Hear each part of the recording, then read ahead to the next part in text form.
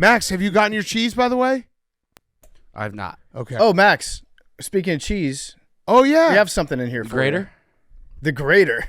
Or the slicer? This is a bad, this bad boy is industrial strength cheese and meat slicer. Is it actually in here? Yeah, it's this Right there. giant box right Why here. don't you come open Should it? we open it? All right. Yeah, open it up. On today's Part of My Take, we have a twofer for the people. We have PK Subban on the show talking hockey. He got us so fired up for some more of the Stanley Cup playoffs. Great interview with him. And then we had to say goodbye to Mr. Bing Bong. Jerry O'Connell's alter ego joined us for about 15 minutes to say goodbye to the Knicks season. And Mr. Bing Bong, we're going to talk Game 7s. We had 2 of them on Sunday. We're going to talk PGA Championship. It was a great weekend of sports. We got Who's Back, and it's all brought to you by our friends at DraftKings. We're this close to crowning an NBA champ, and with the action heating up on the court, it's even hotter at DraftKings Sportsbook, an official sports betting partner of the NBA. There's only so many games left at DraftKings. Sportsbook has you covered with same-game parlays, live betting, odds boosts, and so much more. Don't miss out, or you'll have to wait until next NBA season to place your bets. It's super easy for first-time users to get started. Try betting on something simple like picking a team to win. Go to the DraftKings Sportsbook app, select your squad, and place your first bet. It's that simple. Game 1 of the Pacers-Celtics series is Tuesday night. Hank thinks the Celtics are going to win, so you can bet on the Celtics to win. New to DraftKings, listen up. New customers can get a no-sweat bet up to $1,500. Just deposit at least $5, and you'll get a bonus bet equal to your first bet if it doesn't hit. Download the DraftKings Sportsbook app now. Use code TAKE. That's code TAKE for new customers to get a no-sweat bet up to $1,500 if your first bet doesn't hit. Only on DraftKings. The crown is yours. Okay, let's go.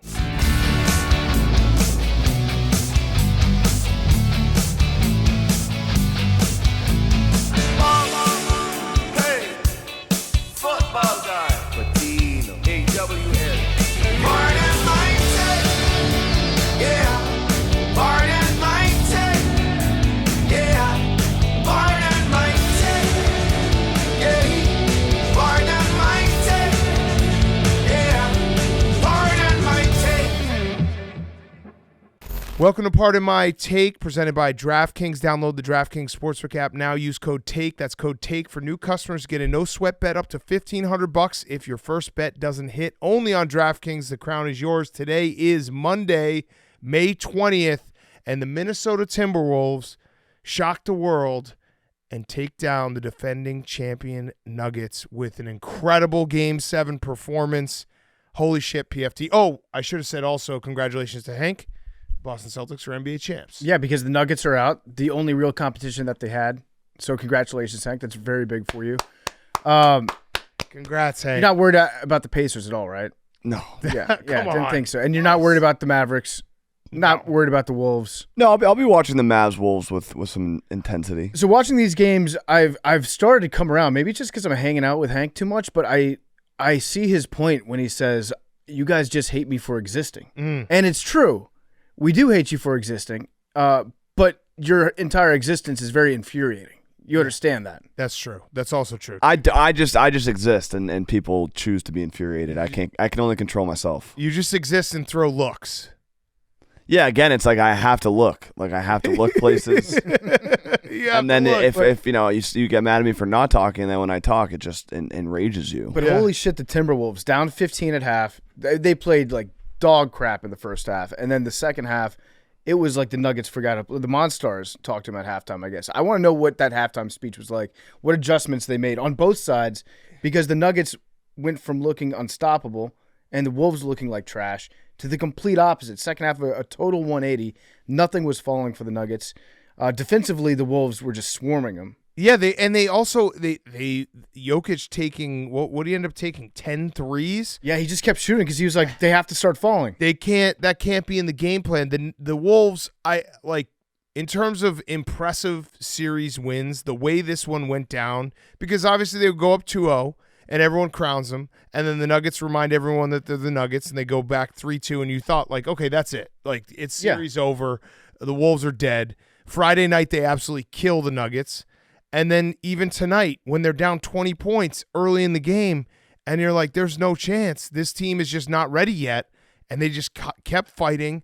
Just like Anthony Edwards didn't have his best game, kept fighting. Naz Reid was just that stretch he had where he was like a couple free throws, block, assist, dunk. Like he just absolute electricity put into the Timberwolves team, and they take down the champs. Be real careful out there if you're typing Naz Reid with your autocorrect. Our guy Marquise Noel from Kansas State, he fell victim to this like 10 minutes ago.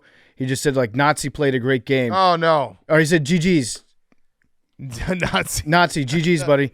But it was a full team effort from the Wolves, because if you told me going into game 7 that Anthony Edwards would have the Kobe 6 for 24, which was that his famous stat line from the game 7 they won? I'm pretty sure it was 6 for 24 from the field.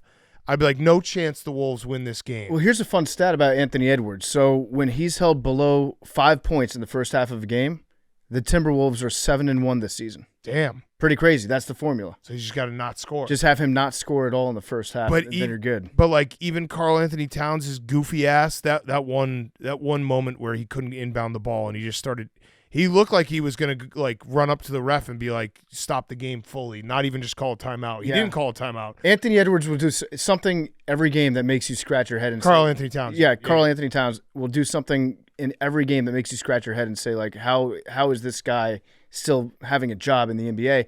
And then he'll do something every game where you're like, oh, this guy's one of the best basketball players on the planet. Yeah, but he was he was getting tough rebounds. He was, he scored like I couldn't be more impressed with the Wolves. This series was it was the anti-Minnesota series, because Minnesota sports fans have been through hell and back, and up 2-0, they were starting to be like, maybe this is different, and then down 3-2, they're like, nope, same old Minnesota Timberwolves, same old Minnesota sports. And then in this game specifically, being like a no-show in game 7, can't believe we got our hopes up. Boom, you look up, and they win the game somewhat convincingly, because they were up 10 with like 3 minutes left, and it was over. In the Nuggets building, they win 3 games in Denver. I mean, what a performance! They're for real. Pretty good. They're for real, Hank. I am not. I'm not saying they're not. I loved after the game, the second the whistle blew, first shot, not the real team owner, not the coach dealing with a torn patella, not a crying fan in the stands that made the long trip from Minnesota. A-Rod, first boss person. Man. When I think Timberwolves, I think Alex Rodriguez. Winning culture. But yeah, shout out Minnesota fans. This has to feel almost bizarre, and like when's the joke gonna happen? Yeah, because you have the young star, and it felt like this series slipped away, and it didn't. And now you're on to the Western Conference Finals for the first time, I believe, since like 2004. When they had Kevin Garnett, and their last time that they were their only other time in the Western Conference Finals. It's awesome.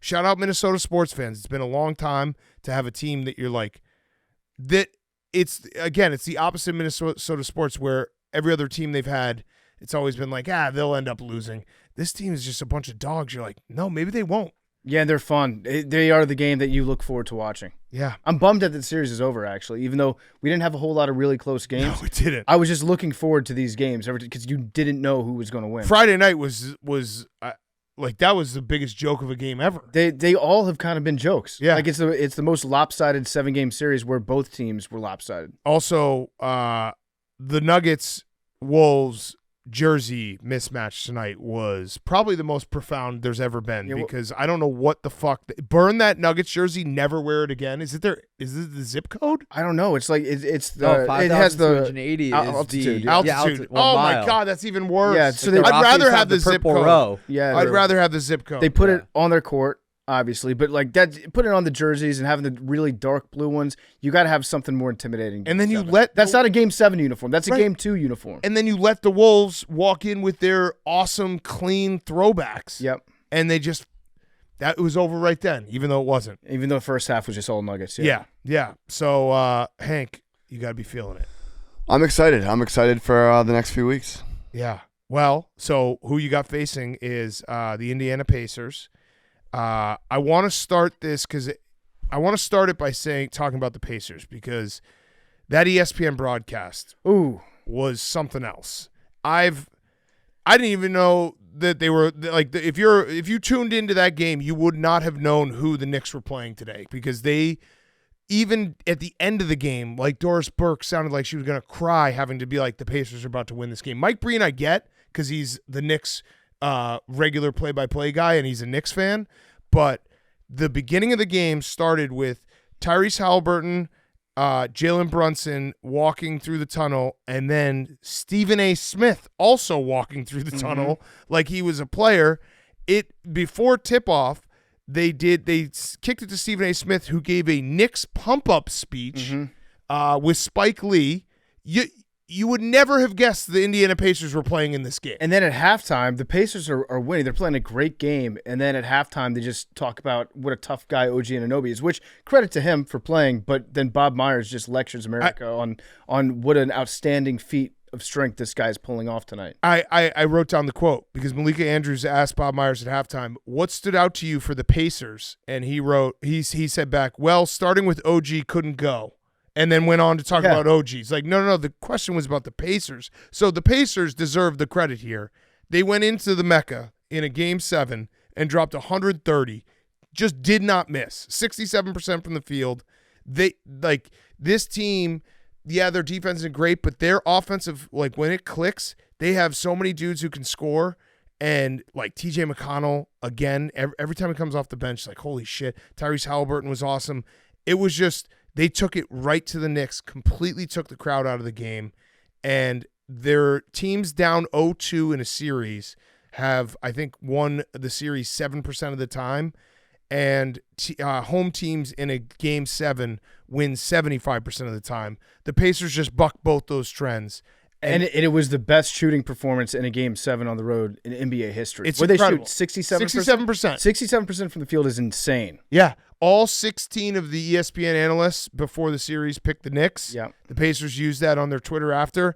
And so the Pacers deserve all the credit.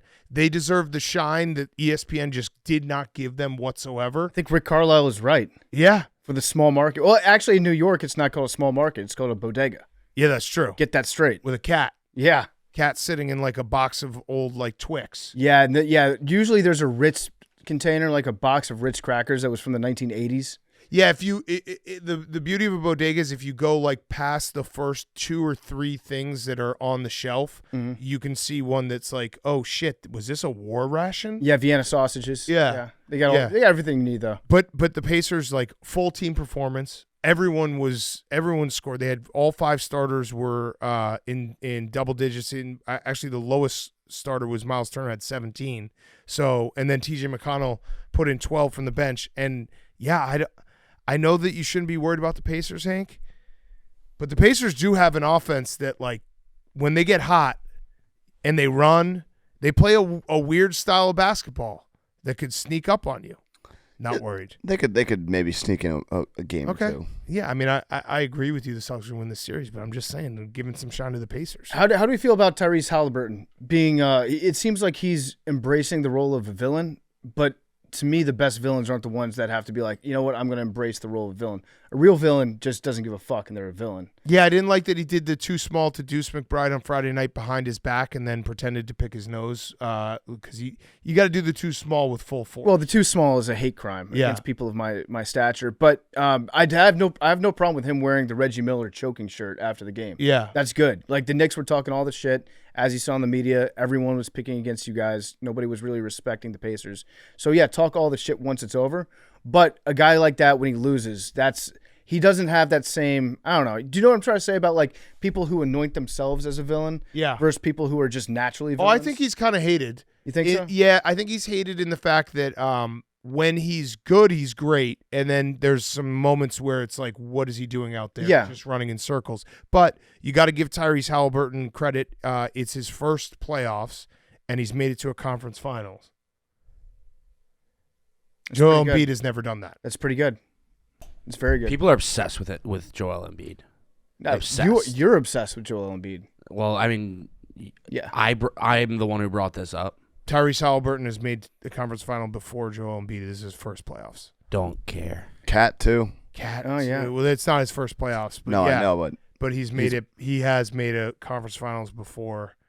Joel Embiid. So Who do you guys same think with Anthony Edwards? So who's a better big man, Rudy Gobert or Joel Embiid? Be honest. If I'm being honest, it's true. One's made a conference finals. By a ton. But yeah, the Pacers. So the Knicks went out so sad. Well, they died as they lived with another heartbreaking injury. Yeah. Jalen Brunson broke his hand. I heard that Tom Thibodeau actually sat on it at halftime. We got to figure out a way to blame him. Yeah. For this one as well. Here's the thing. Two things can be true at the same time. The Knicks had incredibly bad injury luck in these playoffs, and you can be excited if you're a Knicks fan about the future because Jalen Brunson is a up-and-coming superstar. I said it. Up-and-coming, not there yet, but a superstar in the making. Knicks fans also should understand that they have to get laughed at because all they do is talk shit, and they had the "We Want Boston" chants and the Bing Bongs and the after every game, the interviews, and then you just lost Game 7 at the Mecca to the Indiana Pacers. Yeah, and Spike Lee pretty much crying in the front row afterwards. That was tough to watch. Like I think I don't know. I mean, maybe most Knicks fans aren't. Memes, what you're a Knicks fan. Memes, by the way, is going through the playoffs of hell because he's an Islanders and Knicks fan and hates the Rangers, who are maybe going to win the Stanley Cup. We'll talk to PK Subban about that. But what do you think, Memes? Do you think it's fair, or do you think Knicks fans are in their feels about people talking shit back to them? Because I saw a lot of that, being like, oh, we're so injured.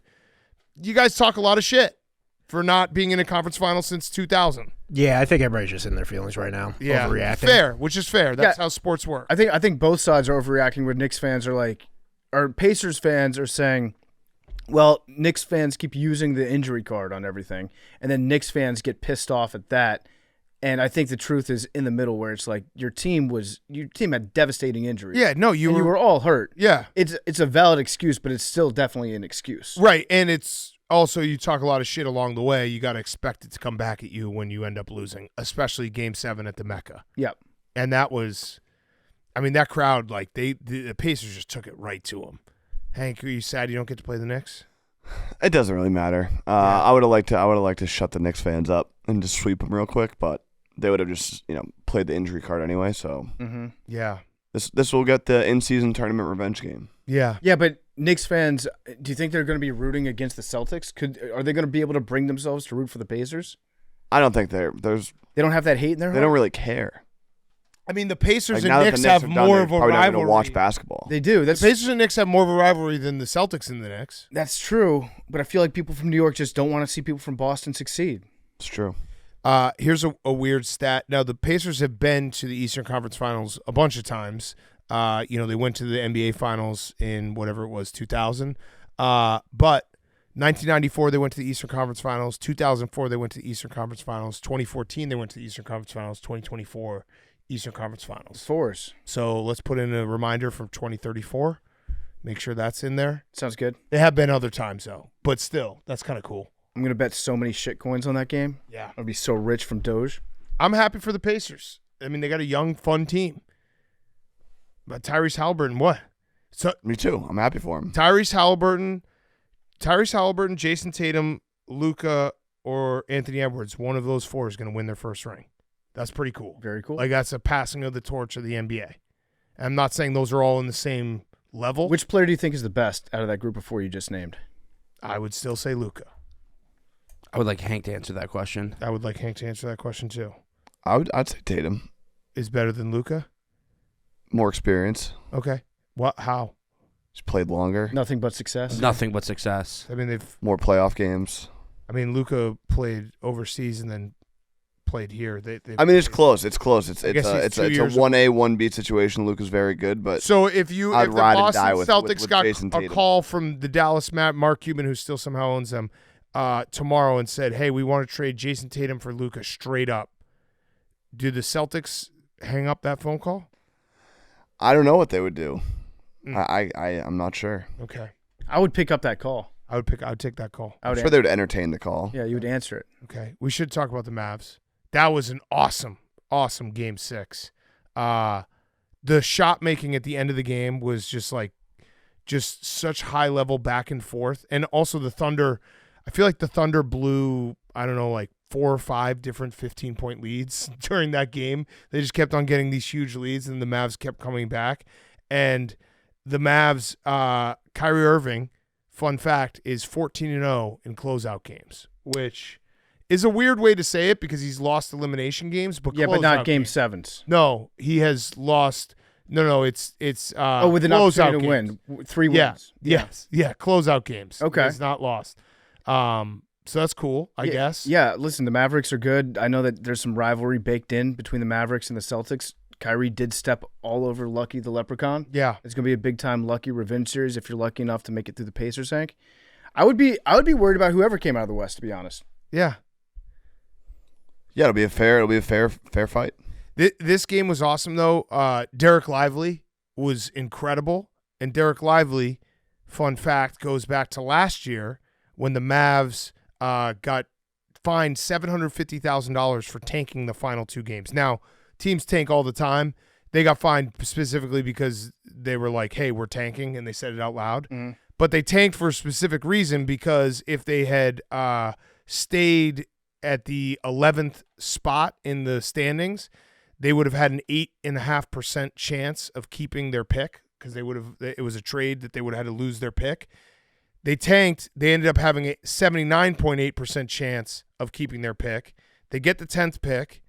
They trade the 10th pick with the Thunder at 12, and they take Derek Lively. So they traded the Thunder technically took Derek Lively at 12. They get Derek Lively. Derek Lively was the difference in that game. He had 15 rebounds. Yeah, his rebounding is everywhere. And his defense is awesome, too. He's a good role player on the Mavericks. They've got a couple of those guys. PJ Washington, I think it's disrespectful to call him a role player at this point. He got a little bit cooler the last 2 games, but he still hit the big shots when he needed to because there was a couple games where he was scoring like 25 points, hitting every 3. Yeah. I just wanted to remind people because I remember specifically last year people were very upset at the Mavericks because I think they started tanking when they technically were still alive for the play-in. Yeah, they didn't want that. I'm a big proponent for a team to do that because the play-in is a joke. As someone who gets hurt by the play-in every single year, they created the play-in to give the illusion of playoffs to all these teams. The Mavericks made the right decision. They got a good, big, young guy who can help Luka in his prime win a title this year instead of trying to make and probably failing to get in the play-in, and then if they're in the play-in, probably failing to get in the playoffs, and even if they're in the playoffs, losing to the Nuggets. And trying to sign like a free agent or trying to lure another guy in there to make a super team. Right. Get a good role player. So, tanking works sometimes. Was the Heat they were in the play-in game, but what seed would they have been last year? What do you mean? So they were the 8 seed last year, right? Yeah, they were in the play-in. They lost the first one. And they beat the Bulls. They would have been the 7 if there was no play. They would have been the 7. So they are alumni of the play-in tournament, but they did not benefit from the expanded play-in field. Correct. Yeah. Correct. They didn't end up like, a team all the way from the play-in. Yeah. It was a weird ending of this game too, where they had the free throws at the end. Yeah. And so he makes 2 of them, misses the third one intentionally with 2.5 seconds left. Chet looked like he was in disbelief after the game was over. He could not believe that they lost that game. It was close. Well, Chet, I like Chet. The Thunder have a very promising future, which is also a scary thing to say to the Thunder fans because they had a promising future before they traded James Harden. Mm-hmm. Chet, you need someone else out there to help with Chet because he is not like what he had like 3 rebounds. He's not a traditional big. I actually think, you want to hear this one? Mm-hmm. I think the Thunder should draft Zach Edey. Interesting. Twin Towers. Careful, Grant. A little this, little that. Yeah. You know, you got the nimbly 3-point shooting, skinny center, and then you got a little bit more of a traditional center in Zach Edey. DJ Burns. Yeah, why not? Get a big boy in there. Get a college all-star team. I like it. I don't hate that idea. So you're off the Kevin Durant to the Thunder train. No, I'm still on that. Him and Chet standing next to each other would look very, very funny. I'm still on that. I actually think that I think Kevin Durant wants that. I don't know if the Thunder want that. If I'm a Thunder fan, I don't know if I'd want that either. Yeah, but the Thunder have a bright future. I I don't know why everyone has written off the Mavs. It feels like everyone just assumes whoever wins the Wolves Nuggets was going to beat the Mavs quickly. I think the Mavs are going to give again when you have the best player, and Anthony Edwards is very, very good. I still think Luka, as of right now, is better. And if you have the best player in a series, you have a puncher's chance every single time. Every single time. They're not out of it. No, I think it's going to be a good series. I think the Mavs played really good defense against Thunder. They have some really good role players. If you get them to a closeout game, Kyrie Irving literally does not lose those. That's Which, true. again, I feel like 14-0. I feel like touting the closeout game stat is weird when you like got injured and your team lost. Well, when was the when last? you lost in 5 to the Warriors because they technically didn't have a closeout game. Also, some of those closeout games are on LeBron's stat sheet too. Correct. So when was the last time that Kyrie Irving made it this far? It had to be when he was with the Cavs. They won. They beat the year that he got hurt. They won the first round match, and then he got hurt before the series against the Bucks in the second round. That they took the Bucks to 7, and Kevin Durant stepped on the line on the for the 3-pointer. Yeah. But yeah, the closeout game stat it sounds awesome, but then you're like, wait, but you've lost series before. But I don't think he's been to it's a Western Conference Finals. The last time Yeah, he no, went this I don't far in the think so. playoffs, I think was probably like 2018, 2017. A long time ago. What was the farthest he made it with the Celtics? No, he got hurt. Got hurt. Yeah, he got hurt, and he was out. So, yeah, it's been a long time. 2017 probably. But he's 14-0 in closeout games, PFT. You want to let everyone know that. Yeah, 14. That's the important stat. 14-0 in closeout games. Doesn't count losing in 5 to the Warriors. Mm-hmm. That doesn't count because you never have a chance at a closeout game. Yep. You just get him to a closeout game, and he'll win that shit. So you guys all have the Wolves in how many? I got Wolves in 7. Ooh, okay. So that I can deal with that. I would have had the Lakers in 5 if they had made it this far. Yeah. Lakers probably would have beaten. I mean, the Lakers would have beaten these Nuggets. Yep, these Nuggets are not those Nuggets. Game 7 Nuggets that Yeah. miss every shot. Yep. Well, Game 7 second half Nuggets. Yeah. Yeah. Lakers smoke them. By the way, going back to the Knicks real quick, real leader move, which I love from Jalen Brunson. Someone asked him, was like, given everything this season, the growth you guys have had, how far you made it was as a success. He said no. Love that. Okay, that's good. I like that. I love shit. that answer. I like that shit. I got Mavs at 7. Mavs in 7. I'm starting to believe in the Mavs. I don't know. It's just and that game 6, as good as the end of the game was, if you're an NBA hater, the first half you would have had a lot of material because Luka has never been more annoying to the refs than he was on Saturday night. I don't know if you saw. I thought he was going to get kicked out of the game. I don't know if you saw the foul. I think it was the foul against PJ Washington. Luka called the foul before PJ even hit the ground. Yeah. He had that call before the ref did. He was turning his head on slow-mo. It was lightning fast reflexes to call a foul for a ref. Also, I can't believe we didn't open up the show with this. Bad job on our part. This is very important. Speaking of the Knicks, this day 35 years ago, Jordan scores 40 at Chicago Stadium in Game 6 of Eastern Conference semis to beat the Knicks. In my check collection is the phone bill he paid that day. Oh, Darren Ravel. that's huge. That's awesome. That's huge. It's literally a bill. Yeah. He paid his phone bill. But he has it. He has it that same day. Yeah. He's quite a weirdo. Yeah. The weirdest of the weirds. All right, so Hank, give us a Celtics-Pacers series prediction as well. Celtics in 5? 5. Okay. So that would easily cash my under 4.5 losses that I said before. Yeah, I could see it maybe going 6, but definitely not 7. Okay. And Kristaps going to be back. Yeah. Woj said it's imminent, right? Mm-hmm. His return is imminent? Yeah. That's huge. Less than several. That's what we're down to now. Yeah, I think Celtics Mavs would actually maybe be the funnest matchup. Yeah, that would be fun because you get to go to Dallas. I didn't even think about that. Yeah. Oh, that's crazy. Yeah. More on that later when we have Mr. Bing Bong on. Jerry O'Connell. We should probably talk about the PGA Championship. Yeah, let's talk about what happened on Friday morning. Yeah. So we recorded part of my take, go to sleep, wake up in the morning. First thing that I saw, tweet alert, Jeff Darlington reports that Scottie Scheffler has been arrested outside of Valhalla. Mm-hmm. And I don't know about you guys, but when you saw it, what was your first reaction? The same as mine, which is like, this is simply not true. My first. I read it as Scottie Scheffler killed a man. Same. That's how I read it. There was for the first 30 seconds that I had my eyes open. Yep. I was like, Scottie Scheffler ran over someone. Holy fucking shit. Did you really? You thought that Scottie Scheffler just pulled a Tony Stewart? Yeah. I was like, this is crazy. I saw the mug shot, and I was like half asleep, and it was like, Scottie Scheffler arrested, person died from car accident. I was like, oh my God. Yeah. Oh, because it got lumped in. Yeah, there was a pedestrian fatality, unfortunately, in the morning. So I read that whole thing together, and that's what I thought. I was like, oh my God, this is crazy. It's the wildest golf story maybe ever. Well, Tiger Woods happened. Yeah. Tiger Woods was, there was a lot of wild. I mean, you could do Tiger Woods part 1, Tiger Woods part 2. I wouldn't say it was the craziest. But I think it's. You know what you just did? You just did your RG3. No, RG3 said that. But wait. He was like, this is the craziest sports story ever. Everyone was like, dude, Aaron Hernandez? It's not, but why it might be up there for craziest golf story. I'm not talking about just the getting arrested part, because obviously Tiger has him beaten just in terms of quantity on that one.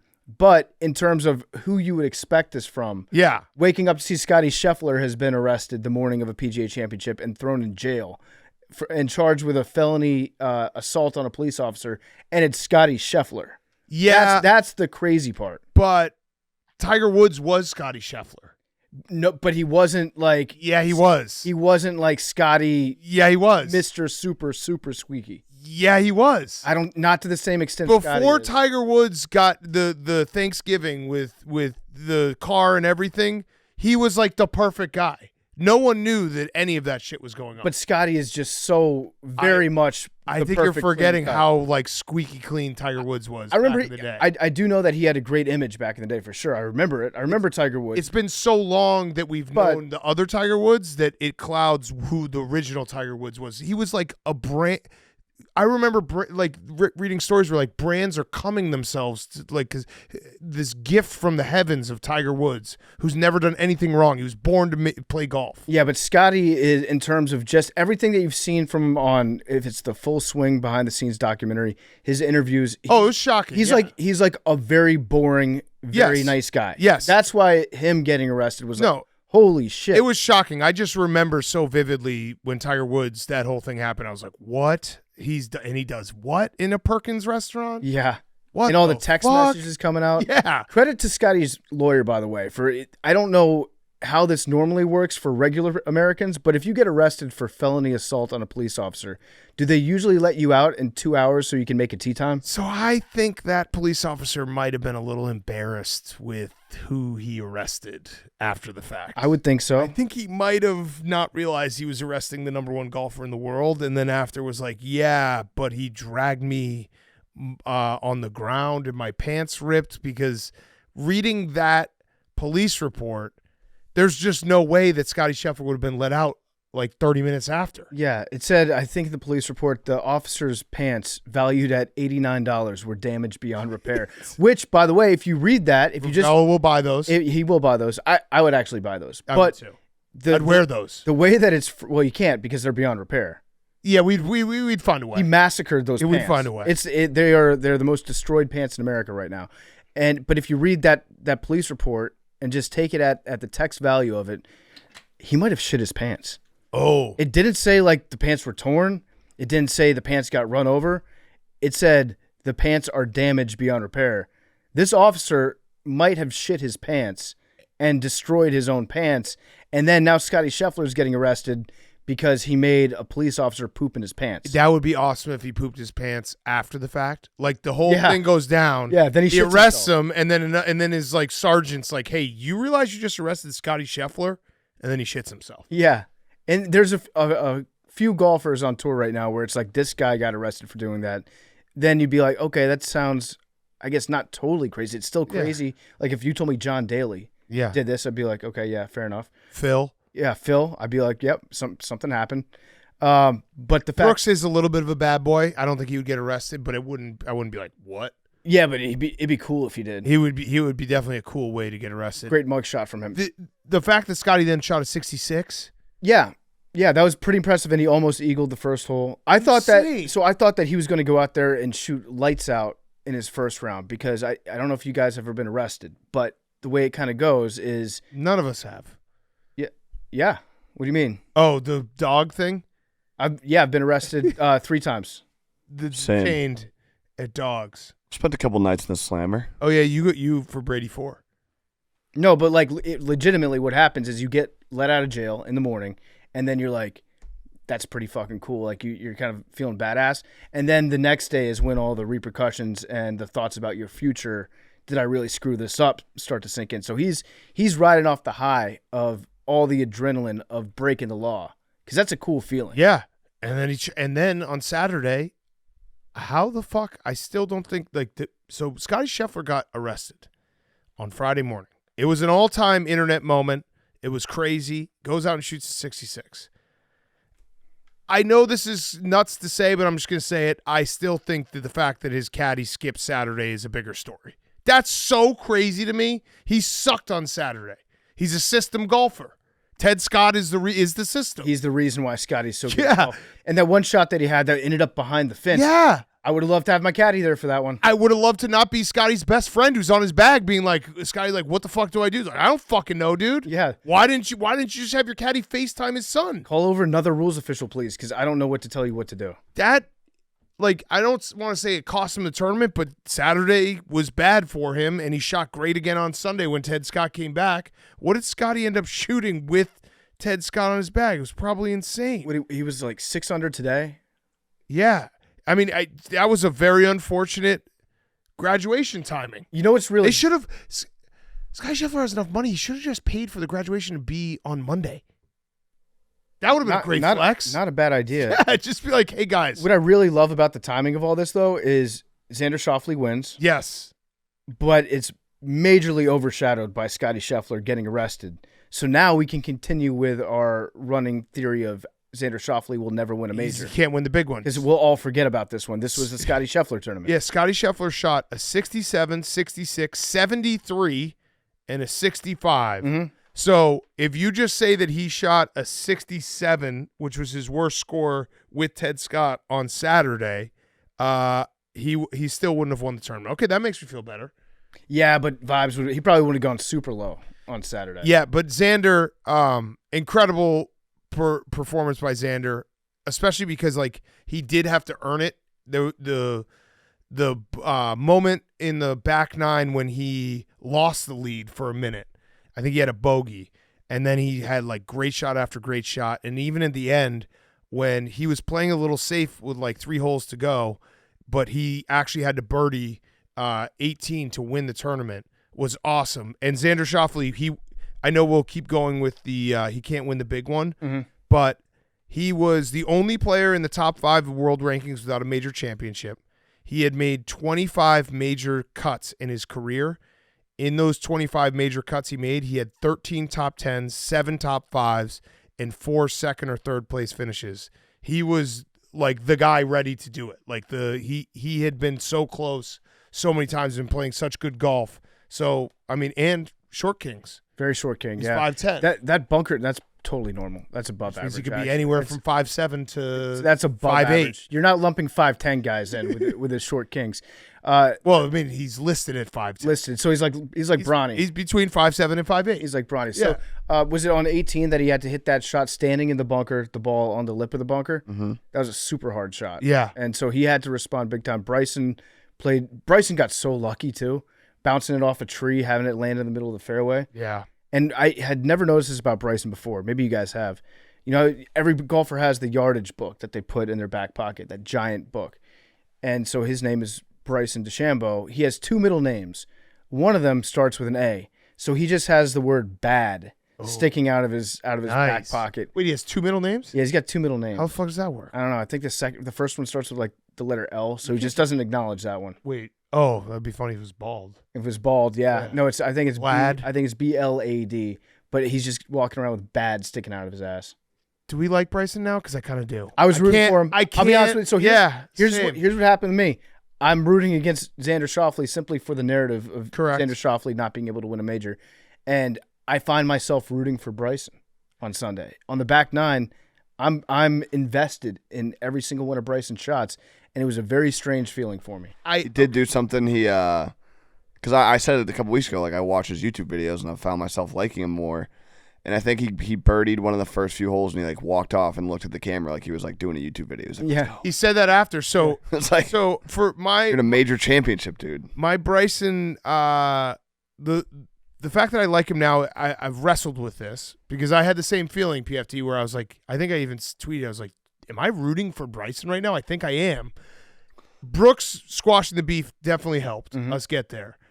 I do think he also has gone a little bit of the J.J. Watt story arc where if you're so beyond corny and like do everything for the camera, if you can just dial it back a little and be a somewhat normal person, we'll immediately just be like, you rock. He's got the drive in him to produce all this content and put it out there.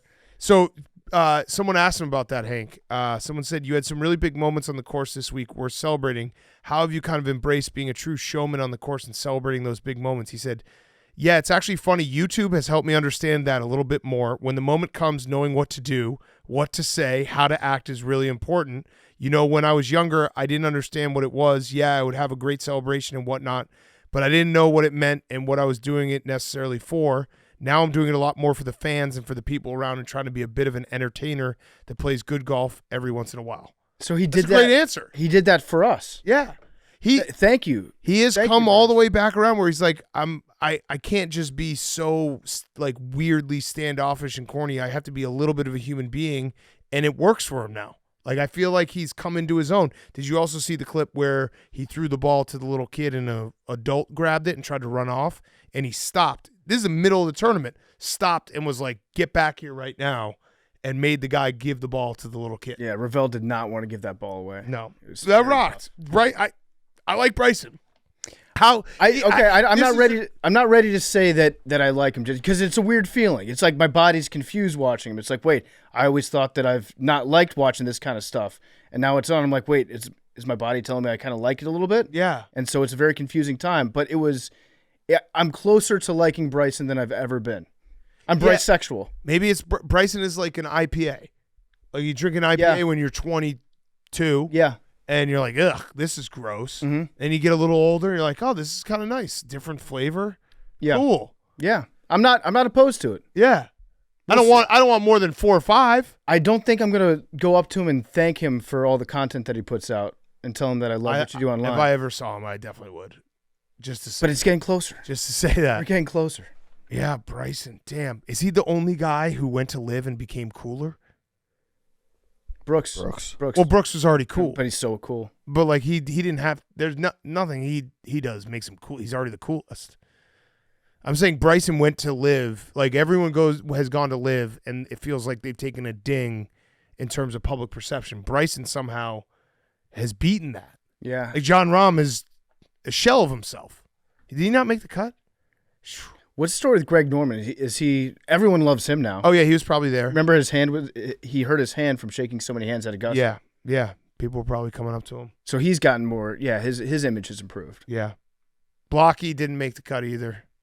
Didn't finish dead last. Blocky. Tied Tiger. Blocky being all over TVs during this tournament was so funny. That was I kind of wish that had never happened. Nah, that hole in one, that ace. The hole in one was incredible. cool. Yeah. Yeah, the hole in one was cool. All right, yeah, that was cool. Yeah. So Much Tiger blocky. not looking so great. That was tough. It's tough watching him out there. Also, for guys like us who love the course, what a fucking pussy Valhalla is. Yeah. Got absolutely demolished. Clown see show. that? What? This is from Justin Ray, one of the best in the business when it comes to golf statistics. All right, just give us a stat. We're giving the attribution. Lowest combined score to par by field, PGA Championship history, 2024 Valhalla, 214 under par. The next, 1995 Riviera, 40 over par for the field. Wow. That's embarrassing. crazy. Wait, what course was that? Riviera. 40 over par? 40 over Yeah, par. it's all the scores combined. The entire field. Respect. The best ever by the field in a PGA Championship before this year was 40 over. That's This insane. is 214. I mean, think under. about it. The let's see, I'm scrolling down. The 72nd position was under par. Braden Shattuck went -1 and he finished 72nd by himself. That's nuts. It's embarrassing. It's easy. We would have they're killed arresting that. the best players. Yeah, so They're arresting the That's best. the only defense they have. So it's an important question. If you're a real golf fan, you're asking yourself this morning: Should the PGA Championship ever come back to Valhalla? You arrested the number one guy in the world. Your course got its pants pulled down, but it was a great finish. It was a great finish. And they have great finishes there. It was a great finish. And no, I got no other and. And guys had to walk miles on Friday. Yeah. I think it was Willie Z and a few others. They had to get out of their car and just walk to the clubhouse. Who says these guys aren't athletes? Yeah. Can I also just say one thing about the golf broadcast and just watching these majors, which, watching major golf is awesome. It's the best. When you have a weekend, I already know what weekend the U.S. Open is. It's the best. Can they just stop trying to, will Rory down our throats? The guy is, he competed at St. Andrews. He was close there. It feels like every major we watch, Rory is, teeing off early on Sunday. He makes a couple good shots. They try to show us, be like, well, look out for Rory. Yeah. What do you mean look out for Rory? He was 10 strokes off the lead. I think you become a lookout for this guy. It's usually early in your career. If you win a few tournaments early, then you're just going to be talked about for the rest of your life. Like if you're out there, Rory's lurking. He finished 9 strokes off the lead, and they were showing him down the stretch, being like, man, if he strings together a couple birdies here, he could be in the clubhouse 7 strokes off the lead. Yeah, they're always going to do that for life. For Rory, it's just every time. Spieth too.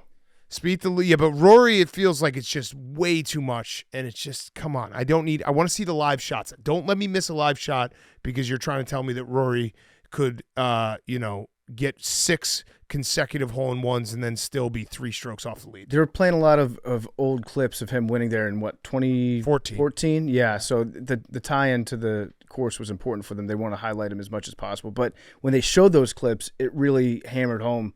He doesn't look like the same golfer that he was back then. No. Look out for Rory. Look out for Rory. Rory lurking. I'm going to keep you know what? I'm good. I don't need to look out for him anymore. I'm going to keep looking out for him. I'm going to remain vigilant. You're gonna stand back and stand by? Yeah, I'm not done with him yet. All right. Anything else before we do Who's Back of the Week? Sees the Gray won the Preakness. Kind of a disappointment because we wanted to see a triple crown and maybe an asterisk with Mystic Dan. Yeah. But it would have been good for the sport. Yeah, it was Randy Moss nailed his pick on Friday. Shout out Randy. He did. If you listen to Randy, he gives you the picks on Friday, and they always hit. Yeah. And, it was a great sports weekend all around. All right, let's do Who's Back of the Week. Who's Back of the Week is brought to you by our friends at Coors Light. Coors Light is the most delicious beer in the world. I could let bad sports news ruin my day or choose a chiller mindset and then reach for a Coors Light. I choose chill. When you embrace a chill mindset, it's a good time to choose chill and crack open a Coors Light. Coors Light is mountain cold refreshment, crisp and refreshing as the Colorado Rockies. When the mountains turn blue, it's as cold as the Rockies. Coors Light is cold lagered, cold filtered, cold packaged for a smoother finish. When you get worked up, choose chill and then reach for a Coors Light. Get Coors Light delivered straight to your door with Instacart by going to CoorsLight.com/take. Celebrate responsibly. Coors Brewing Company, Golden, Colorado. It is about to be summertime. It's the best season. Coors Light is the coldest beer in the world. Just think of yourself. Close your eyes right now. You got a nice ice-cold cooler filled to the brim with ice, and then you put your hand in there and you snatch out an ice-cold Coors Light with those blue mountains on there. Oh, nothing better. It is the beer of the summer. Coors Light is the most delicious beer in the world. Nothing like a couple silver bullets on a hot summer afternoon. Coors Light, go get Coors Light right now. Delivered straight to your door with Instacart by going to CoorsLight.com/take. Hank, who's back of the week? My Who's Back of the Week is NASCAR fights. Oh, Yeah. attitude. It was great. Yeah. Late Sunday night. Who was it? AJ Soprano. Kyle Busch Rowdy. and Ricky Stenhouse Jr. They're calling him Ricky Stenhouse Jr. Yeah, I'm assuming it's because one of the guys drove the other one off the road. Well, here's the crazy part about this fight. If you haven't seen the video of the fight, it's awesome. I think everyone in the world hates Kyle Busch, and every time I don't, but I'm saying like all the other NASCAR drivers do. Every time Kyle Busch gets in a fight, it takes me a second. I'm like, is this Joey Logano? Yeah. And then I'm like, no, wait, no, it's not. It's Kyle Busch. But Ricky Stenhouse crashed and I think the second lap. So he waited around for 198 laps to fight Kyle Busch after the race. Respect. So Yeah, much. if you're waiting for I that like long, you have to throw a punch. And then they had a confrontation, and Stenhouse was just having it looked like they were having a conversation. It was just like talking to each other. And then at one point something snapped in Ricky's brain. He's like, fuck it, I'm just going to throw hands. And it looked like he got 2 shots in, didn't knock him down. You got to knock him down with one of those. Yeah. I would like to see, and Kyle didn't fight back, so I don't know if he knew that a punch was coming or not. But he does have a punchable face. Well, some of the other guys, like some of the other team members, came in and they were fighting after. that. Yeah, the crews started fighting. That's my favorite part. It's great because it does feel like NASCAR has a special level of bad blood in all these fights because they see each other every weekend. They're wrecking every weekend.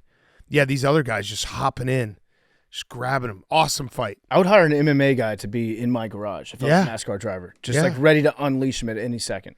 Kyle Busch does have a punchable face. Do you guys do the same thing where you're like, is that Joey Logano? I think it's Joey Logano because I'm like, I would like to punch Joey Logano in the face. I think it's just every time I see someone getting in a fight, I'm like, oh, here comes Joey Logano getting punched again. Yeah, whenever something bad happens to somebody on the internet, my first thought is usually, I hope that happened to Joey Logano. Yeah. Ricky Stenhouse Jr. might be he was born to be, that's a NASCAR name through and through. I'm sure his dad, NASCAR people are going to be mad at me. His name's he's like 4th generation NASCAR. His name's probably actually just Ricky. Yeah. Also like Richard. Ricky Bobby. Yeah. So Ricky. But Stenhouse and a junior. Well, Watch. Dale Earnhardt Jr. Yeah. A Ricky or a junior? You're proving my point. Yeah. Yeah. I'm just dad- thinking out loud. Right. Wait, hold on. I'm going to look up Ricky Stenhouse and make sure. Let's see. How many lines of Stenhouse's? I don't know. I'm sure there's probably many. It was a good fight, though. It was a good fight. Love a good scrap from the boys out there. Yeah. Great. My Who's Back of the Week is interns. We're finally doing it. We're going to post the link for people to apply to be our PMT summer intern this summer. Oh, boy. Looking for someone in Chicago local. And there's just fill out the submission form. There's place to put in videos and your resume, stuff like that. We'll probably do interviews the next couple weeks and then start after basketball ends. Okay, what are we looking for? I don't know. That's what I'm excited to find out. Short or fat? No. Oh, you can't say that. They can be any size. Short and fat would be great. Smaller than me or wider than Big Cat. Yeah. We can't say sizes? I don't think so. Okay. Strike that from the record. We would like a very accomplished, qualified young man or woman. Or older. Or older. We don't need to say young. Yeah. Also, yeah, you're right. Old. They could be old or middle-aged. Mm-hmm. Submit some content that you've done. Submit some content. Yeah, that's done. what there is a video submission, so it's like if you're just gonna email us with like, please hire me, I would love to work there. Like, you won't even get a second we're look. not gonna look twice at that. Yeah. But if you also anyone have made videos, do make videos, or have built a following on your own, like it could even be a couple thousand people, that does get you a little bit more of a look because it means that you're actually creating content. You can't just be like, hey, my friends think I'm funny, I should be on the show. Yeah. And also it's not going to be necessarily on the show. Right. Like it's not like, hey, we're hiring someone to just sit on the show and hopefully you'll be our best friend, but you might not be. Yeah, think about listening to this right now as the start of your own personal championship DVD. Yeah. From here on out. Especially if you're a short or fat person. Yeah. Or young or old. No, you can't. Max, are you going to cut that? I don't know. I'm legally saying you could be any size. Any size. Literally any size. I'm not going to say it again. I'm not going to say it again. You wanna know what's crazy? You just can't be like really, really good looking. That's why we could say that. Like if you're really good looking, like come on, dude, go get another job. Yeah. Don't work with us. We're fucking mutants here. Unless you have a good following and you make good content. No, we can't hire someone who's like super good look. Although, what if they started dating Beyonce? Anything else? No, that's my Who's Back. But nothing else about the interns? No, we'll post the links, apply, and then try and get it done the next couple weeks. Short and fat people. All right, PFT. My Who's Back of the Week. Max just keeps shaking his head. I want to do the Jim Calhoun. Don't shake your fucking head. Why are you shaking your head, Don't shake Max? your fucking head. Not a dime back. What's your issue, Max? I have no issue. No, there's legal yeah. issues with me saying that we want short and fat people. Which isn't true. Which is not true. It's something you could say, but I would never say it. It's called satire, Max. It's big time satire. Now I've actually boxed myself out. We can't hire a short or fat person. Like I fucked myself. My who's back of the week is shorts. Oh, Short season. My other who's back of the week is sex stories. you almost got me on that. Well, shorts are back. Yeah, they are. The weather's so nice. So nice. Wearing shorts all the I time. was waiting now. for Big Cat to just go, what about fats? Shorts and fats both back. My other who's back of the week is sex stories from the Olympics. That's how you know the Olympics are about to happen. Oh shit! I forgot the Olympics. Yeah, this is how I found out. Okay. Actually, the New York Post put out an article about the beds that they built at the Olympics this year. They hired the same people from Tokyo 2020 when they built the sex-proof beds because of COVID, and they're like, we can't have athletes fucking. So they build these collapsible beds that are like stacked on cardboard boxes. Essentially, they can support one person's weight as long as they're not too fat. This is you're right. Like this is how the Olympics just let us know they just something about sex. Yeah, it's usually like they've airlifted in 500 tons of condoms. Yeah. That's another big story, but this is the second time in a row we're getting the sex bed story. So they're making the athletes sleep in single beds, and they're built on these like cardboard frames. So it can't really fit two people space-wise, and even if they try to, then it would collapse. Yeah. So I'm sure they'll figure out their way around it. They'll probably just fuck everywhere else in the room. Yeah, I mean, it is probably... These are the most athletic people Yeah. in the world. I don't think they need a bed to have sex. People that need a bed to have sex Right. are people or normal people like us. Yeah, Like if you don't have a bed, like you're going to wake up in the morning, your back's going to be thrown out. right. But these people can do it anywhere. Yeah, I mean, it's the horniest collection of people in the world Yeah. because they're all in insane shape and young, and they've been training for this moment. The minute their moment is over, they're like, what are we going to do? We're going to eat McDonald's and have sex. Yeah. It's honestly great. Yeah. Good for them. Good for them. All right, my who's back of the week. I was going to say fights in general because the NASCAR fight, but we also had a heavyweight fight on Saturday. I don't know if you guys were able to tune in, but it was awesome. Tyson Fury lost.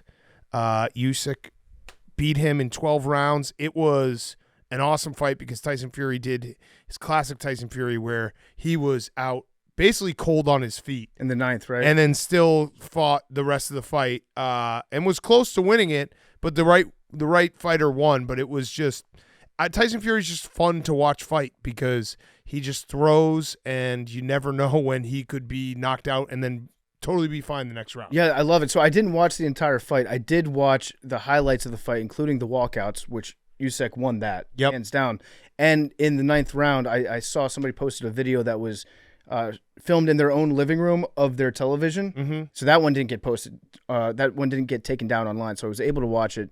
And it was impressive because Tyson Fury, he gets knocked. It's a knockdown, but he never actually hit the ground. Right. They give him a standing 8 They count. give him a standing 8 count, and then he came back and survived that somehow. If you can get knocked out on your feet and then continue to fight for another 2 rounds, you should almost get the win. It was incredible to watch because Usyk was awesome and just like kicking his ass in that ninth round. But still, Tyson Fury, I mean, he's done it many times before. He's like the one fighter when you watch. I chose my words carefully. I was like, Tyson Fury's in deep water because I knew he's the type of guy that if you're like, Tyson Fury's done, Yeah. he'll come back and he'll just knock someone else out. Him and Nate Diaz. Yeah. They just need to get knocked around a little bit. But it was a great fight. I think it was Tyson Fury's first loss. So now there's an automatic rematch. I like that, but now Usyk is undisputed. Yes. Undisputed. He is. He has them all. He's beaten everyone.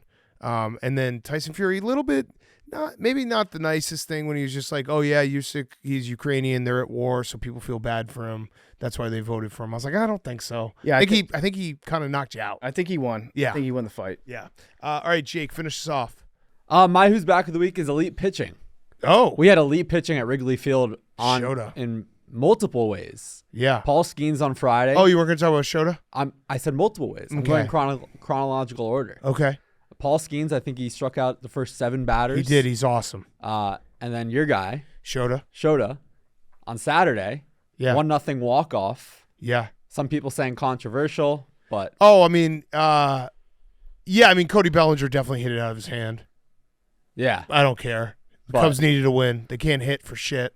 But yeah, Paul Skeens. Paul Skeens is really fucking Yeah. good. I love it. I love it when young prospects step up and it's a big moment and they're better than you thought they'd be. Oh, yeah. Having a sick pitching prospect who, I mean, he won the national championship last year, and he's already up doing this.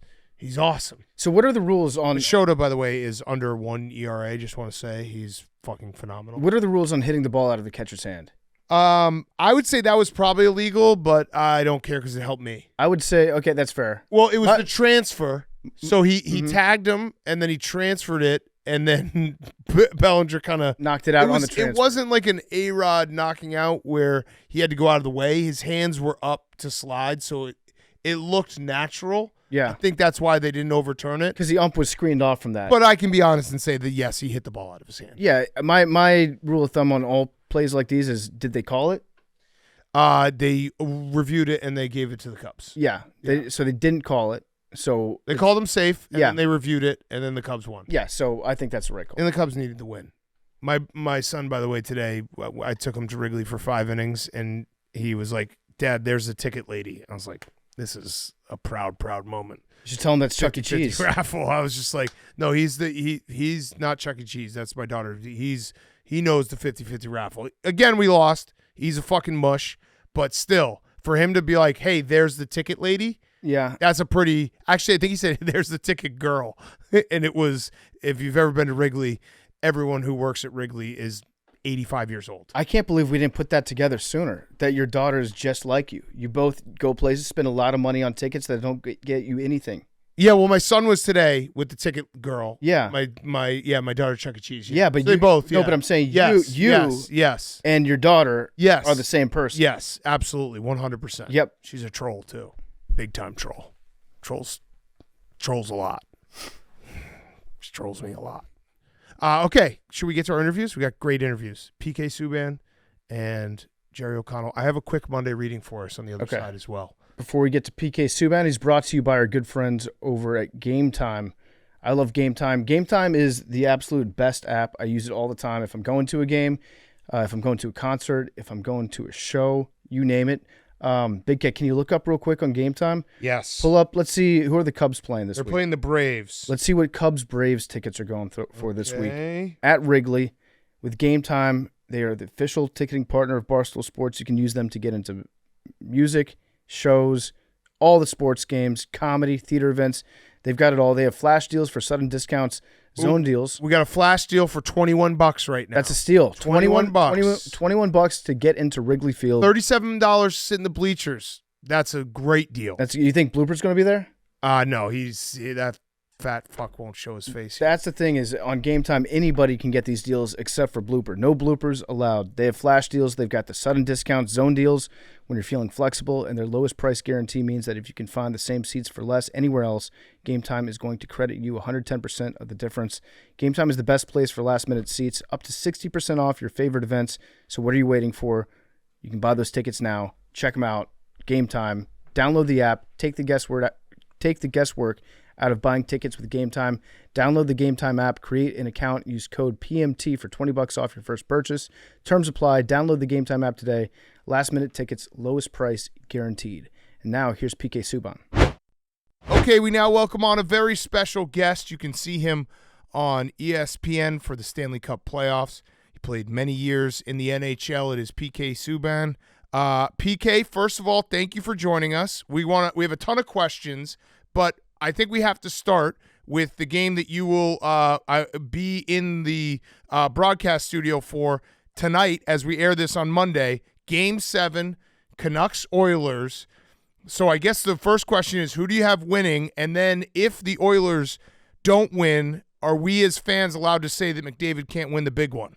Well, first of all, I picked Edmonton to win this series. I believe in 6. So I got to check my bracket for exact numbers, but I had Edmonton winning this. And, I always bet on the players. So when I think of who am I going up against or who am I going to watch play this round, I'm saying Connor McDavid. This is, he's had a couple cracks at this now. I have to feel that his best hockey is going to continue to get better as the playoffs go on, and we're going to see more and more of it over the years. So I just think that their team this year coming down the stretch, I thought they were playing such great hockey. I had the confidence to say, you know what? I think Edmonton can win this in 6. Now that it's in 7 games, and I've seen the Vancouver Canucks now lose their number one goaltender, lose their number 2 goaltender, have Susie miss a game, have guys in and out of the lineup, guys banged up. Elias Pettersson, kind of just woke up in game 5, right? Came alive, came into the series really, and is now having an impact. I really think this is going to be a tough game 7 for Edmonton to win. I believe that. I know that they had it all going on in game 6, but I think Vancouver at home, coached by Rick Tocchet, these guys, they're going to have to fight for every inch. McDavid and Draisaitl aren't getting any free passes, and Vancouver's definitely going to, they're going to clean up the fact that they took too many penalties in game 6. So I expect them to be more disciplined, but I'm going to ride with Connor McDavid when it's all said and done. I'm going to say that I think Connor figures it out, finds a way to get his team over the hump and into a conference final. Now, if they do lose, I think it's outrageous to think that Connor McDavid can't win a Stanley Cup or isn't good enough to win one. I think people are insane for thinking that. Agreed. I will entertain it on your podcast because I know who you guys are. You guys have my respect in this game, and you guys obviously have earned a lot of people's respect. But for most people that talk about Connor McDavid, I don't even have the discussion with them about it because I said this guy's the best player that maybe we've ever seen play the game skill-wise. Yeah. The stuff that he can do out there. So it's a team sport. Hockey's the ultimate team sport. You've got to have the horses to win.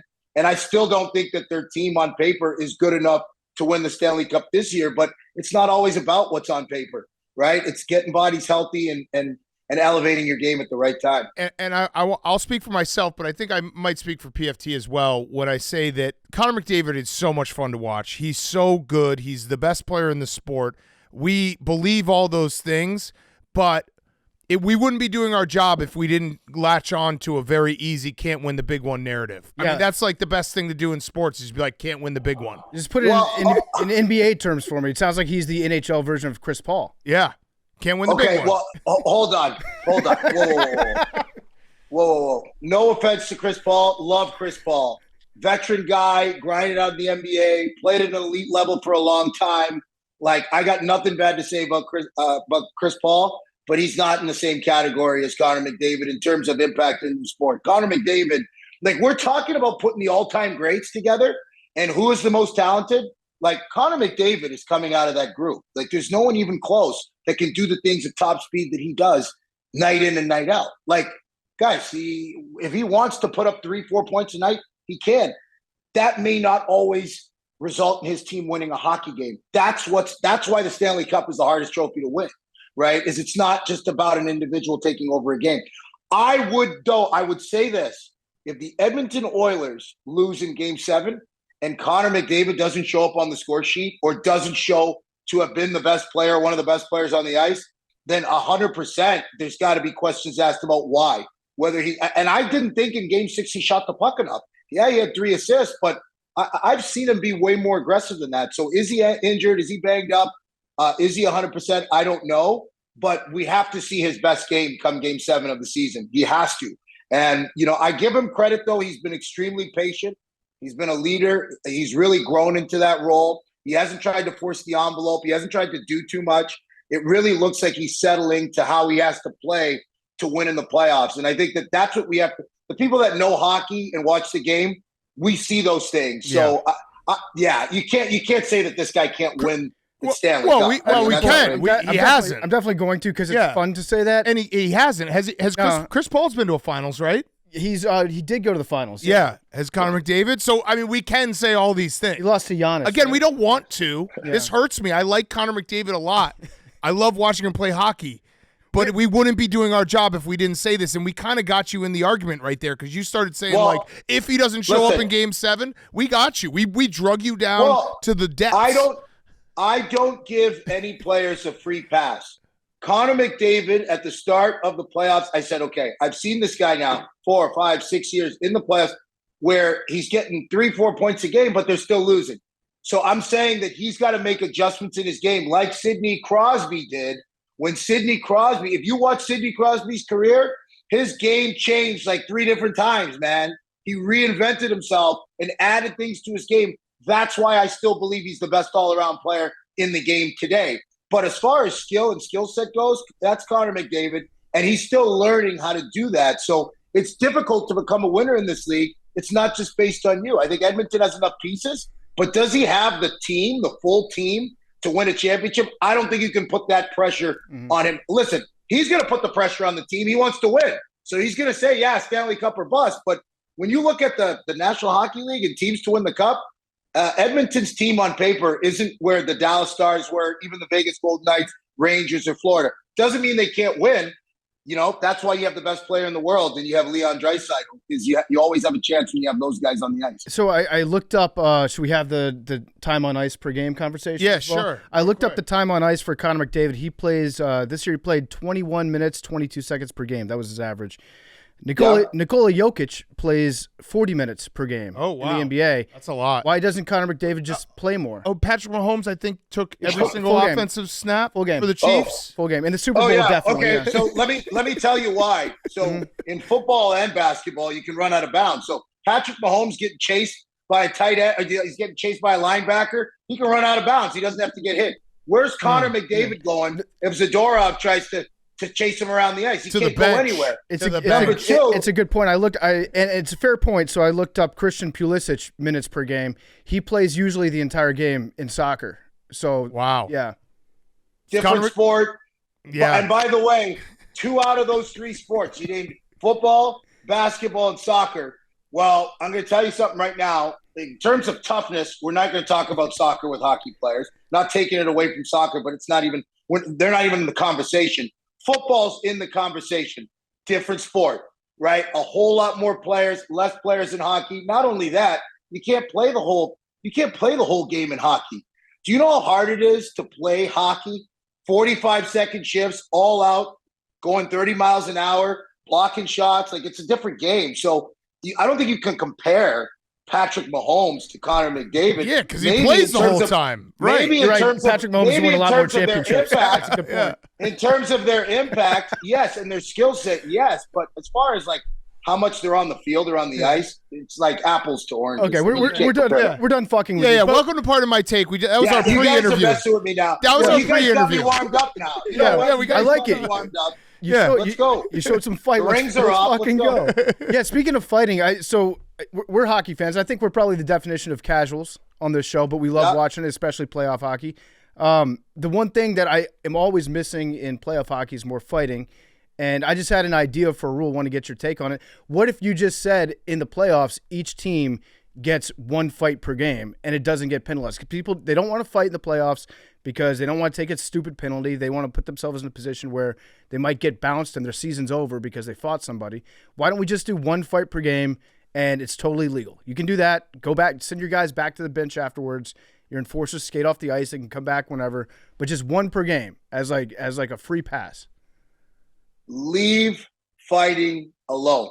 If the players want to fight, let them fight. I don't even want to put a limit on it. If guys want to fight, let them go. Like, the reality of the game is today, you need guys that can play.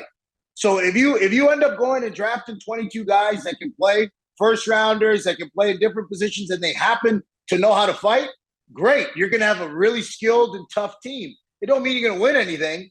So, what I'm saying is we saw Matthew Tkachuk and David Pastrnak fight in the playoffs. What's better than that? Seeing 2 stars go at it, right? Like, you want to talk about it.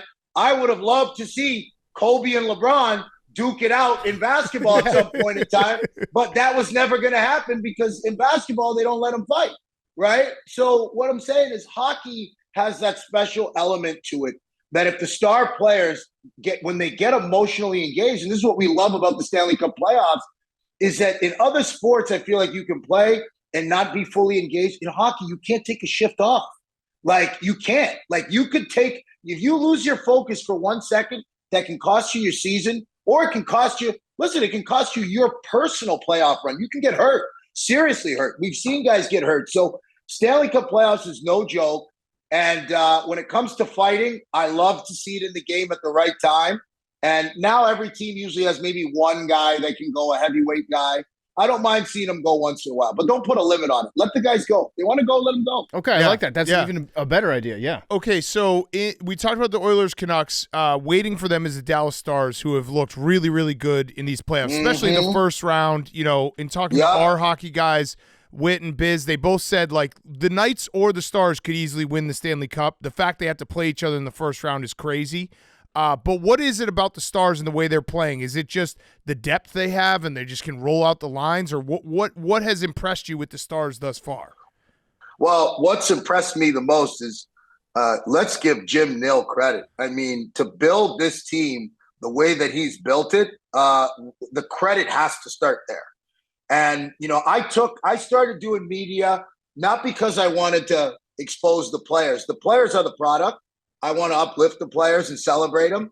I'd probably be more inclined to be a little bit more judgmental and critical of management, coaches and GMs and stuff like that.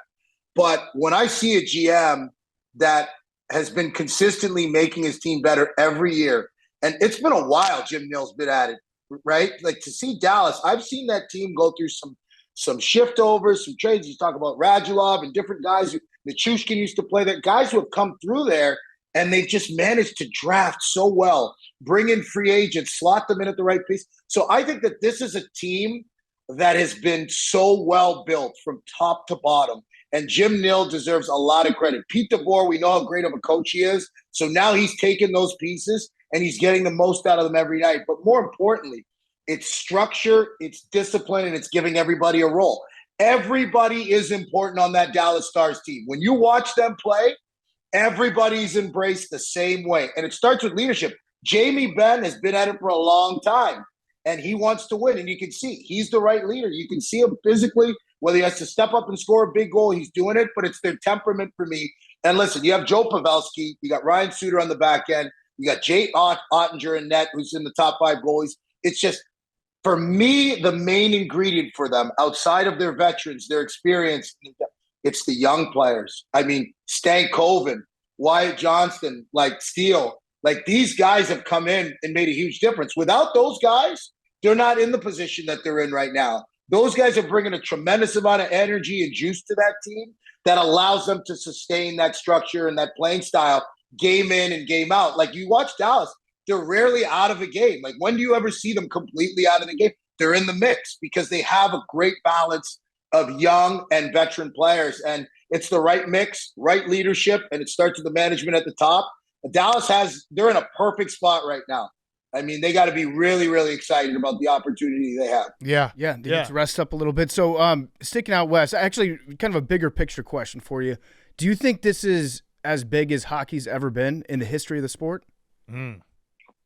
I think it's a pivotal time. I think with the changing landscape in media and in sports in general, there's just been a lot of changes over the past, let's say, 6 to 8 years, just in the world in general and the shift. And live television and sports it's become right to the forefront, and it's just continued to grow.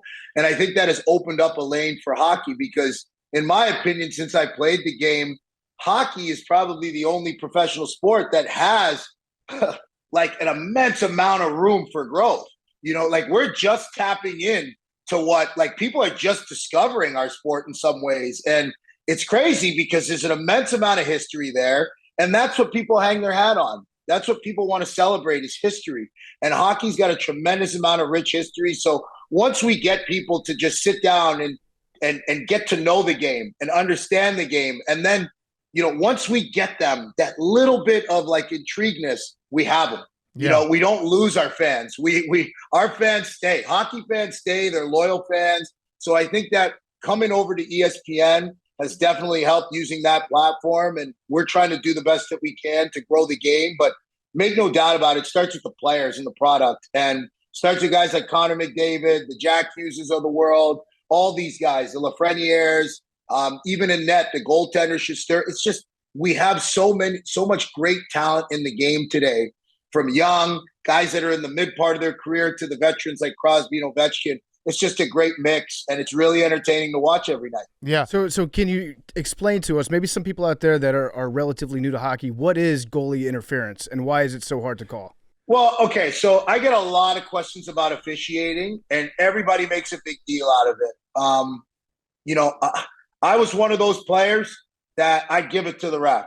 I was always polite, never swore at them, but I was always engaged emotionally. So I was very opinionated about certain calls. But the one thing that I've realized now is that one night I'll be sitting there watching and there'll be a call and I'll sound off on it. I'll be like, man, like that's goaltender interference. And then, I'll do it. I notice there's a trend. It's like every night I'm doing it. And it's like, we forget that like there's humans out there making these calls. Like, it's not automatic. And by the way, it's so easy when you're watching the game to pick it out. Like, most of the time now when I'm watching it, I'm like, man, it's a tough job being a referee in the National Hockey League, in any sport.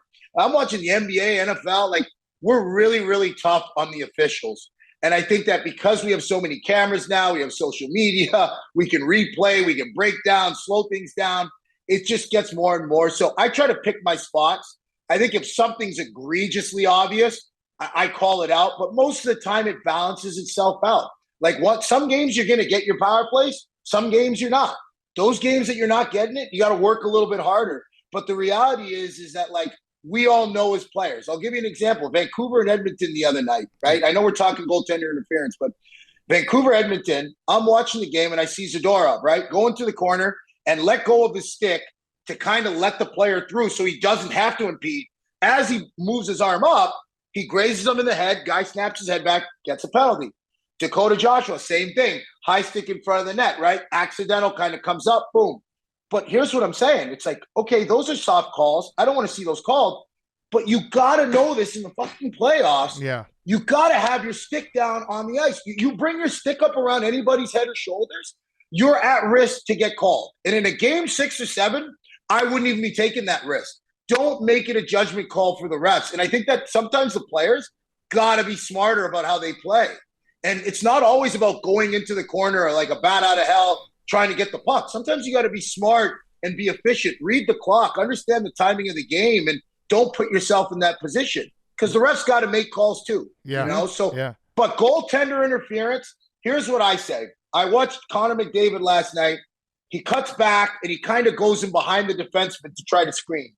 If you're a player going to the net, you cannot slide in behind the defenseman. It's one of the dumbest things to do as a forward because all the defenseman's going to do is back up because he's entitled to that ice. He's going to back up. You're going to hit the goaltender, and anything that happens after that, now it's a 50-50.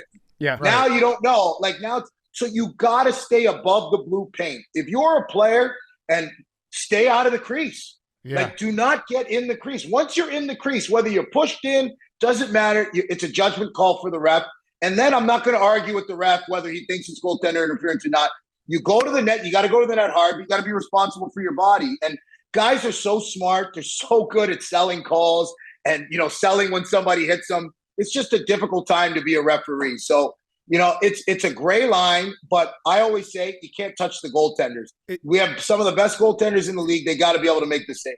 And it also, I mean, playoff hockey is great because you do feel like to win a Stanley Cup and to advance in all these rounds, you have to get a certain amount of like the dirty goals, the goals that are like, deflections and guys in traffic in front and just, lucky tip-ins and all that stuff.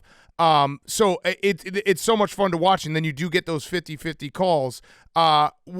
Some of the stuff that we've seen so far in the playoffs, I know you had a take on the Sam Bennett Brad Marchand punch. You thought it was okay because Brad Marchand has done enough in his past to maybe get one going his way. I like all kinds of stuff in hockey like that. No, you're shaking your head. No, you thought it was okay. No. And not because you misquoted me. I'm not shaking my head to you. I want to be clear on that. But I heard so many people speak out on this and say, oh, my God, PK's a scumbag. He said that Brad Marchand deserved it. And you know what I say to those people? Like, even if that was my intent, so be it. I don't care about what any of you think anyway. I wish I was still playing so I could go up against the Bruins and run hell at TD Garden and all through Boston. But I'm not playing anymore, so I got to call it real. Whether it's Brad Marchand, whether it's Sam Bennett, I'm calling it down the middle in the way that I see it. I don't care. It has nothing to do with me playing in Montreal. So people always want to tie me into that, and it's not that at all. So what I said was this. Yeah. This is what I said. I said Brad Marchand has gotten over on hundreds, maybe thousands of players over his career. I've won a gold medal with Brad Marchand at the World Juniors. And by the way, I would say this sitting next to Brad because A, I know him personally, love the guy. B, I respect his game, even though that we've gone head-to-head a million times. So anything I would ever say, I would say to his face. Brad knows this, and this is why I was so proud of him in the interview that he did, because that's part of the game. Yeah. Like, you got to toe the line. And Sam Bennett in playoffs, like Brad said, dude, 100% you're trying to hurt. Listen to me. You think that go look at some of the highlights of my hits. You think I'm just trying to separate the man from the puck? Absolutely not. I'm trying to make sure that he doesn't come down my side for the rest of the series. Well, you got to inflict pain to do that. And when you do that, somebody may get hurt. And here's the thing that I'm going to say. Playoff hockey, at the end of the day, it's one moment you're here, the next moment you might be golfing. Guys are playing to put food on their tables, money in their pockets, feed their families, and more importantly, live out their dream of hoisting the Stanley Cup, which, by the way, 700-plus guys dreamt about that their whole lives to start the season. And it's going to come down to 25 guys that are going to fulfill that dream at the end of the season. So if you think that guys are going to go out there and tiptoe around each other and aren't going to look to take a shot at a dude if he's exposing, he's a star player, you're nuts. You're absolutely nuts. And I don't want that out of the game, by the way. People that say we want, no. You're telling me that I've never been cheap shotted before? You're telling me that Lucic, Marchand, Chara, Wojciech, Ference, Gregory Campbell, Sean Thornton, McQuaid, you don't think that any of those guys, Chris Kelly, you don't think those guys took their shots at me when I was 19 or 20? And guess what? I love them for it. That's a part of the game. Yeah. Some days you're the dog, some days you're the hydrant, right? So you got so fired up there, PK. I think your headphones. Wait. Talk again. Can you hear me now? Yeah, you sounded like you went underwater for a second. You got so fired up. I liked it so much. Can you still hear me? It still sounds like you're underwater. Hold on. That was a great speech. All right, that's better. No, but honestly, hold on, I'm going to go back to I like it. Keep going. Because I get really upset about it because people try to take hockey and make it into something that it's not. And it's never going to happen. Like, I'm telling you right now, they're going to have to take me off the TV screen because I'm never going to change my opinion of it. And it's because I know the players. Right. I know what the players want. We want that element of it. Like, I don't care to anybody. When I watched Don Cherry's highlight tapes my whole life, that's what I grew up watching, by the way. I watched more of Don Cherry Rock'em Sock'em tapes than I probably did of NHL hockey games growing up, because all I wanted to do was play in the playoffs and have blood coming down my head and raising a Stanley Cup and stitches and the bruise. Like, that's what you dreamt about. So for the average fan that sits and watches it, that loves to put on the sweater because they're from Dorchester or they're from Toronto or they're from New York and they're from Staten Island and they're a fan of their team, that's great and all. But these players, they're the warriors that go out and do the job. They're the guys that actually go out and take the hits and block the shots and get the stitches and lose the teeth and get the concussions and the broken bones and deal with the pain and the aches that they have to deal with for the rest of their lives, right? And everybody else has to do that in pro sports, but they're not playing hockey. They're not playing on a frozen, piece of ice in a cage, basically, going at 40 miles an hour, getting hit with frozen pucks and high sticks and losing teeth. So the players want that because we're playing for the glory of it. Yeah. Right? That's why it's Lord Stanley. The glory of winning a championship and being successful and having success in the playoffs is paying a toll and a price. And everybody wants to pay that price. Don't take that away from the players. Like, you're taking that away by trying to point out, well, this guy's a dog. Yeah, of course he's a dog. They're trying to get over on each other. They're trying to win. They're trying to – the best part about that series was watching Sam Bennett and Brad Marchand shake hands. I mean, it's an FU to all those fans out there that try to take that component out of the game. Yes, if you get caught doing it, we got to talk about it. You're getting suspended, you're getting fined. But if you don't, we still got to celebrate it because those are elements of the game that impact who wins and who doesn't. And I think it's important to have. It's always been a part of hockey. It should always be a part of it. I'm happy I brought it up because that fired me up. Yeah. That fired me the fuck up. When you're talking about people trying to get things out of the game, what they're doing, you can watch the slow-mo replays and you can take it frame by frame. And then you judge somebody's intent and what they're trying to do based on this frame as opposed to what happened 1 millisecond before that. And the game's played on ice. You've got fucking razor blades on your shoes, and like you said, you're going 40 miles an hour at somebody. Sometimes they try to legislate it by like the smallest minor detail that they see on an instant replay, which I don't think that's not how any sport should be done. No, and by the way, like it doesn't have to be. Guys, listen, Stanley Cup final. I'm playing out my dream. We're in Pittsburgh, game 1, Crosby. I'm with Nashville. I score the first goal of the Stanley Cup final. It gets called back on Philip Forsberg's alleged toe being off the ice, and the goal gets called back. They take away the amendment. Pittsburgh scores 3. We come back, tie the game, but we end up losing, right? We end up losing the series. We had 2 goals called back. I'm never going to complain about the officiating in any of those games. It's never going to happen because that's a part of the game. I'm sure there were other games through that stretch of hockey during that playoffs where we got some favorable calls. It's just the way it is. Yeah. So, I'm not going to sit and debate it every night with fans that want to try to take certain things out of the game. This is hockey. I'm going to tell people again, if you don't like it, go play pickleball, go play volleyball, go ahead, go play golf. That this isn't the sport for you. This is for people that love the fact that guys go out and put their body on the line every night. They understand what's at stake when they take the ice, especially in the Stanley Cup playoffs. Yeah. Yeah. So how bad does it suck to block a shot in the playoffs? Horrible. It's the worst thing ever. I never, ever want to tell people that it's great. It's not. It's not a fun part. That's why I have so much respect for players that do it. And there's some guys who have to do it more than others. But everybody in the playoffs has to block shots. And anybody that tells you it's fun, there's nothing fun about it. And I have respect for guys because when I played, I was pretty much shooting pucks over 100 miles an hour every time I was shooting those one-timers. And there were some guys that never blinked to get in the way. And, I've seen shattered hands, tibias, fibulas, shattered ankles, everything, and it's just, once again, it's the price that you pay to play. So to get an opinion from people on the outside that have never blocked a shot, try to tell people what should be going on the ice. It's just, I don't want to hear it. All right, so in the East, we talked a little bit about the Panthers. Panthers-Rangers, though. Who do you have winning this series? And, I mean, the Rangers, it felt like they were headed towards an all-time collapse with that game 6 against the Hurricanes and having to go to a game 7. Like, oh, my God, they're up 3-0 and maybe a game 7. Panthers look really, really good. Who do you have winning and why? So I'm going to pick the Rangers, and I'm going to tell you why.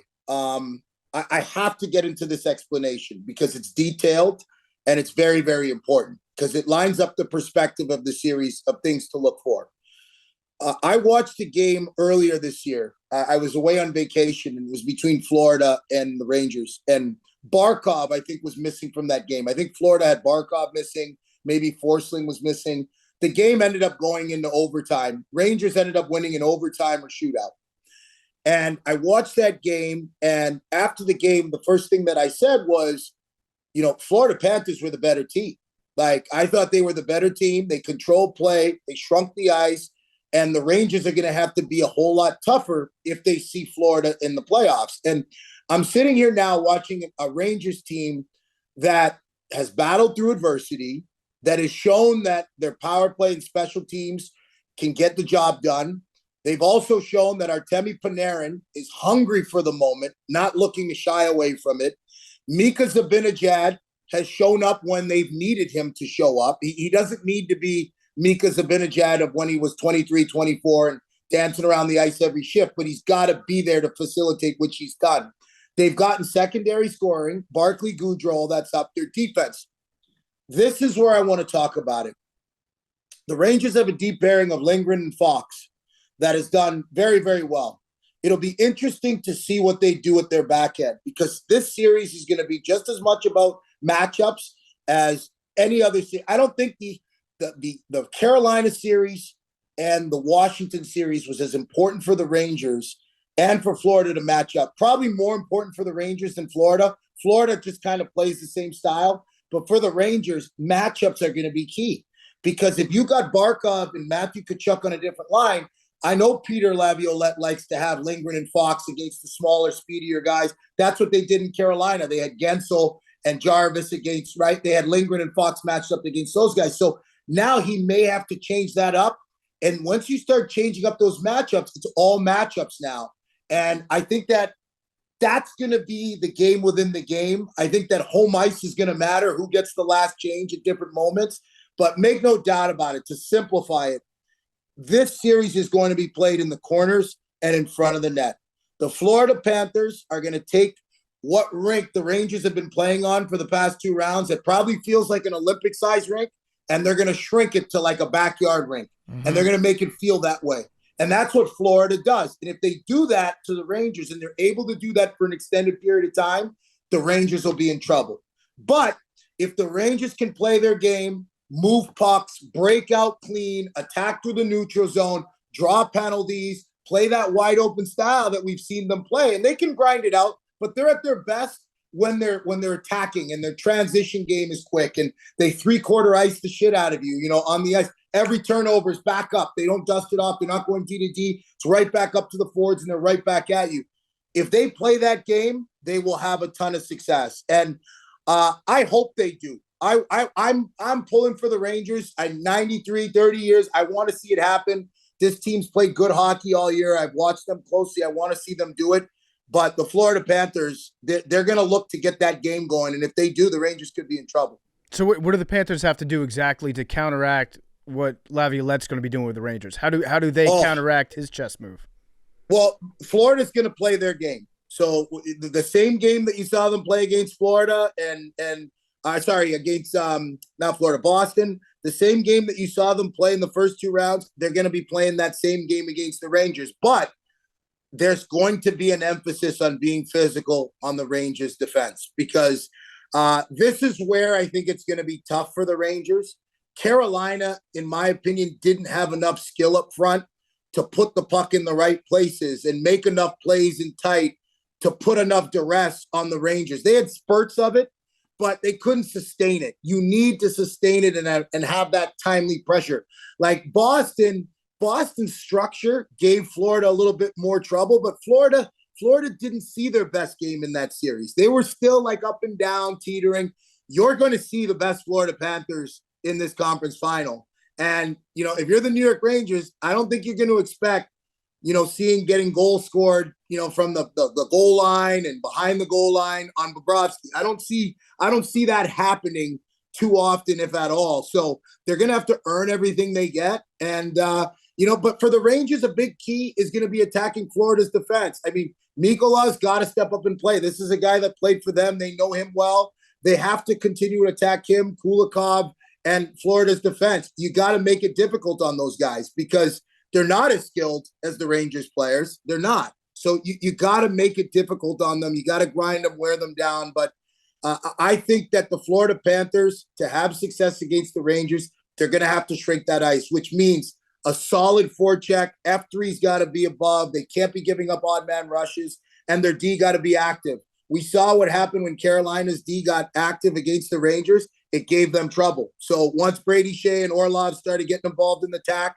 it gave them trouble. But it also opened up room for New York Rangers transition game. So I think for Florida, it's just playing that frustrating, airtight, solid game. I listened to Barkov's interview that he had actually just yesterday. I think it was yesterday or today. And he had said that, for them, they want to think about defense first. Like they think defense first. They're not even thinking about offense. It's defense first. And I think he's going to be the key. If the Rangers can somewhat keep that guy at bay, Barkov, like he's a problem to handle. He's going to be very, very difficult for them to handle. So they're going to have to keep him at bay. Let me turn the light on. Hold on. I'm pumped up to watch more playoff hockey with PK. Yeah, PK he does a great job of pumping you up. I'm also excited to yell let's at go. I'm ready. Yeah. I'm ready for this. I've been waiting all year for this. All right, so I got a couple of other questions that maybe aren't going to pump us up. So true or false, you used to save all your farts to use them on ice as a competitive advantage. I think I remember quoting that. That's not true. Have I probably dropped a few bombs on the? I mean, maybe. I mean, listen, if we go back to the days when I was eating chicken parm, I don't eat dairy anymore. So I'm sure there was a couple nights where that dairy wasn't, So you Wasn't working too well with my system, if you know what I mean. okay. But Yeah. Can you explain to me the chicken parm thing? I love how much hockey players love chicken parm. Why is chicken parm the dish that hockey players eat? Listen, I'm a little bit jealous that guys get to eat chicken parm like all the time. I never got to do that. I had to like guys, I put on weight so easily during the regular season. Like it didn't matter how many minutes I was playing. Like at my peak, when I was burning like 3,000 calories a game, I still had to be on like a program. Like I could so my pregame meal became super, super tight as my career came on. It was like sweet potato. It was like veggies. It was like chicken. But 99% of the players, they walk in a pregame meal. They got a crazy Coke, like pasta, like the biggest plate of pasta that you could imagine, like 2 chicken breasts, crazy sauce, cheese. And I'm sitting there eating like a rabbit. And like, it's crazy. I get super jealous because I'm like, the food looks so good, but I never get to eat it. So when I started my career, I was eating everything. And that's just what it is. Yeah. Guys love it. They love it. So you would drop bombs at the beginning of your career to get a competitive advantage. I'm sure there was a few. I'm sure I kicked out a few. Oh, yeah. All right, so my other question was, your name is Purnell. Why did you never go by Purnell? It's a fucking awesome name. Like, was there ever a moment where you're like, maybe I'll switch? Because Purnell is like, that's a unique, cool name. You know, so I'll tell you where Purnell comes from. It comes from Purnell Whitaker, who was a championship boxer. So my parents named me after him, and Carl's my father's name. So that's where we get PK from. But, you know, I was called Purnell until kindergarten, like grade 2. And then like it just switched to PK. I don't know why it switched to PK, whether I did it or my parents did it, but it just ended up getting switched to PK. And that sort of stuck. I like PK because I don't know how many PKs have you met? Yeah, like, true. You know what I mean? And penalty kill. Penalty kill. Yeah. Principal's kid. My dad's principal's kid. I got a few other nicknames for it, but I don't know if I can say it on the air. So I'm just gonna... What is going back to the Oilers and how good their power play is? As a defenseman, what is the key to stopping a power play that is that good? And like, what are you guys talking about before the series or before a game, being like, this is what we have to do, otherwise we're toast? Well, stay out of the box. Like with Edmonton, you just got to stay out of the box. Some teams, you just can't. Like you can kill off one penalty. Let's just say one power play. It's a stupid one that you have to kill off for the game. You'll kill that one off. You'll find a way to kill it off. You know, maybe they don't get in the zone for a minute. They get in. You get lucky. You get a couple blocks, couple clears. McDavid's tired. He gets off the ice and you're good. But when you start giving them extra 2 or 3 power, you just can't. So the number one way to avoid having to deal with a power play is staying out of the box. So, and that's why people are so critical of the officiating, because there's so many good power plays left. Like Edmonton, it's almost a guarantee that they're going to score or get a grade A scoring chance where your heart's like, you know what I mean, in your mouth. Mm-hmm. So you want to stay out of the box. But as a defenseman, oh my God, I watched the way Vancouver killed penalties. I loved it. They had that net front D hold as long as he could in front of the net because it's an outnumbered situation. When you're against Edmonton, they're going to continue to put you in outnumbered situations around the net as many different ways and as many times as they can for 2 minutes. That's what they do. So you're constantly playing 2-on-1s all over the ice. And because McDavid's such a good skater, he can create that 2-on-1 anywhere he wants. So really, it just comes down to whether they're clicking or not against Edmonton. But for the defenseman, it's stay loose. Just don't get tied up. Try to anticipate some plays and stay on your toes. But you got to take away the low ice. I would say this: if they're going to beat you, don't let them beat you with backdoor tap-ins and easy tap-ins around the net. Let them beat you from a Bouchard point shot or something from outside. You know, like let it have to go off 2 legs and into the net. You'll take that, but you can't have the backdoor tap-ins to Draisaitl and stuff happen. You can't. It does feel like when you watch their power play, that is what they're doing, is they slowly shrink it, and then all of a sudden it's like, oh, on the far side they have a 2-on-1 and there's going to be easy goal. And it just like slowly happens where there's nothing you can do, passing it around perfectly. Well, it comes down to this. How do you contain Connor McDavid? You can't. when he takes that puck and skates up top around the box, all he's doing is shifting players. So there's gray areas in the zone that aren't covered, that can't be covered by the 4 guys that are out there. He skates up top and skates into those zones, and he puts you in a bind where you got to make a decision. You got to take something away, and when you do, he's finding the open option. That's why he gets paid $14 million a year, or $12 million, or $13 million, because he does that continuously every single night. Yeah. How do you contain him? You flip the calendar to June. Ah, That does it pretty good. You hand him his driver. You say, "Go on, bud. It's time to hit the course." We're just going to run with this narrative because it is fun. You have to admit it's a fun narrative. We do it with every sport. Yeah, like A-Rod, Peyton, can't win the big one. It's a great narrative. What you have to do is you have to find the best player at an impossible sport to play and then figure out a reason to say, actually, they're not good. Yeah, they can't win the big one. Yeah. I can't take myself there because I know how good he is. Yeah. Because I know he's that good. But is he? He can't win the big one. Is, though. But he can't win the big one. Like, people are saying he had an off year this year where he was like hurt, banged up, like off year. How many points did he have? How many assists? 100 assists? How many cups? Oh, jeez. Can't win the big one. We're talking. Can't win the big one. We're talking rings. Yeah. Okay. Well, hold on. If you guys want to talk cups, then what we should do is I should come back on.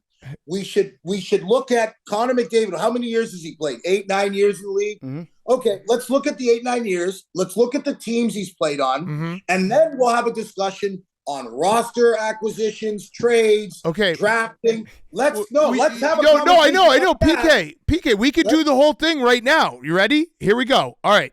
Has Connor McDavid won the big one? I think we won. He has not. Oh, okay, all right. So they're in the discussion. You can throw whatever advanced analytics, draft metrics. You can throw anything at us. How many points It sucks because I love Connor McDavid. Like I when he came and played against the Blackhawks this year, I was like, I have to go to this game. And I like watching him play hockey is an out of body experience. He looks so much faster than everyone else on the ice. But again, we have to, as our job, say he can't win the big one. They said that about Messi too, and then Messi proved us all wrong, and he won the big one. Now he won the big one, so he can't win the big one. Before I say that, I would probably go through with a fine-tooth comb of management decisions in his tenure there, and I would look at the teams that were built around him. Because when you have that much talent, I'm going to tell you there were missed opportunities in Edmonton. I could say that. I don't even have to go into the details of it. I can tell you this though. There are missed opportunities with teams to go out and acquire certain players, drafting, all of that. Drafting is the biggest one. That's why I give Jim Neal his props, because that guy went out and drafted properly. He did his research. His scouts did their research. They drafted well, and now it's paying off dividends. Whether they win the cup or not, people notice how deep their team is. They have tremendous depth because of drafting. So have the Edmonton Oilers drafted well? Well, they drafted Connor McDavid. They drafted Nugent Hopkins. They drafted Darnell Nurse. They drafted Bouchard. They drafted some really good players, but there's a lot of other players that didn't work out that they drafted as well. There's free agent signings that didn't work out. Like, that affects your team. You can't mess up in the draft. You can't do that. I'm looking at their draft history right now. It turns out they drafted Connor McDavid, who can't win the big one. That was the biggest mistake. So that was the biggest mistake. I don't know which side to count done that. You know what? Should draft the guy who can win the big one. Connor's listening. Just collect your checks, fill your bank account. Your cup will come. Yeah. It's coming. And if it doesn't, we were right. I mean, that's no. Even if he does win, then we say we were right. Yeah. He couldn't win the big one until he won the big one. And now he's a guy that can win the big one. It's very. So who's your guy? Who are your guys in hockey? I want to know who your guys are in hockey. I mean, it's not Connor McDavid. Who's your guy? I am a Connor McDavid fan. I'm a Blackhawks fan, so I'm a Connor Bedard fan. Who guess what? Connor Bedard can't win the big one. I'm a Capitals fan. I'm being honest. It turns out Alexander Ovechkin, he can win the big one. Yeah. That's what I've always said about him. That's what everyone said about him. Hold up. Well, let's talk about that for a second, right? Okay. I don't think McDavid is in this. Like, are he and Ovechkin in the same boat in terms of they can't win the big? No, I don't know. Because Ovi won the big one. We got you all the way into a big one. Well, hold on. We got you all the way into the big one. I think Alex Ovechkin has played on much better teams throughout his career than Connor McDavid has. I will say that. Yeah, Okay. he played on a team that won the big one. Listen, I love, like, my guys Patrick Cade and Jonathan Taze. They won a big one right away. I think they won multiple big ones. I think PK is about to fight us through this television screen. Well, right he now. just realizes we did. We really did. We basically were like, want to go, Well, buddy? you And guys you're like, did- I'm not allowed to go, and then we got you to go. The comparison to comparing Connor McDavid to Patrick Mahomes and doing that was insane. Right, because Patrick Mahomes can win the big one. You're right. Well, It's yeah, crazy. you guys knew you'd have me in a bind with that. You knew you were going to have my balls in a fight. That's why you guys took me. Yeah. All All right. right, so who is going to win the big one this year? Who do you have?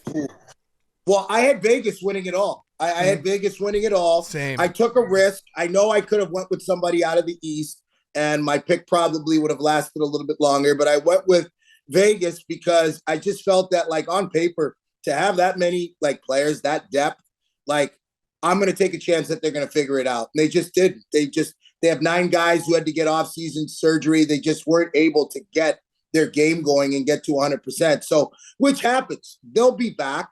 But now looking at it, dude, it's difficult to not pick the Dallas Stars. Like, how do you not pick Dallas? Like, what would be your reason for not picking Dallas? Like, when you look at their team and especially the way they're playing, from the coaching, Pete DeBoer to the stars up front, they have scoring depth up front, they have veteran presence, they have sandpaper, they have youth, they have speed, they have defense, they got sandpaper on their back end. That Lundell and Tanev, you want to see those guys in the corner? Good luck. I don't.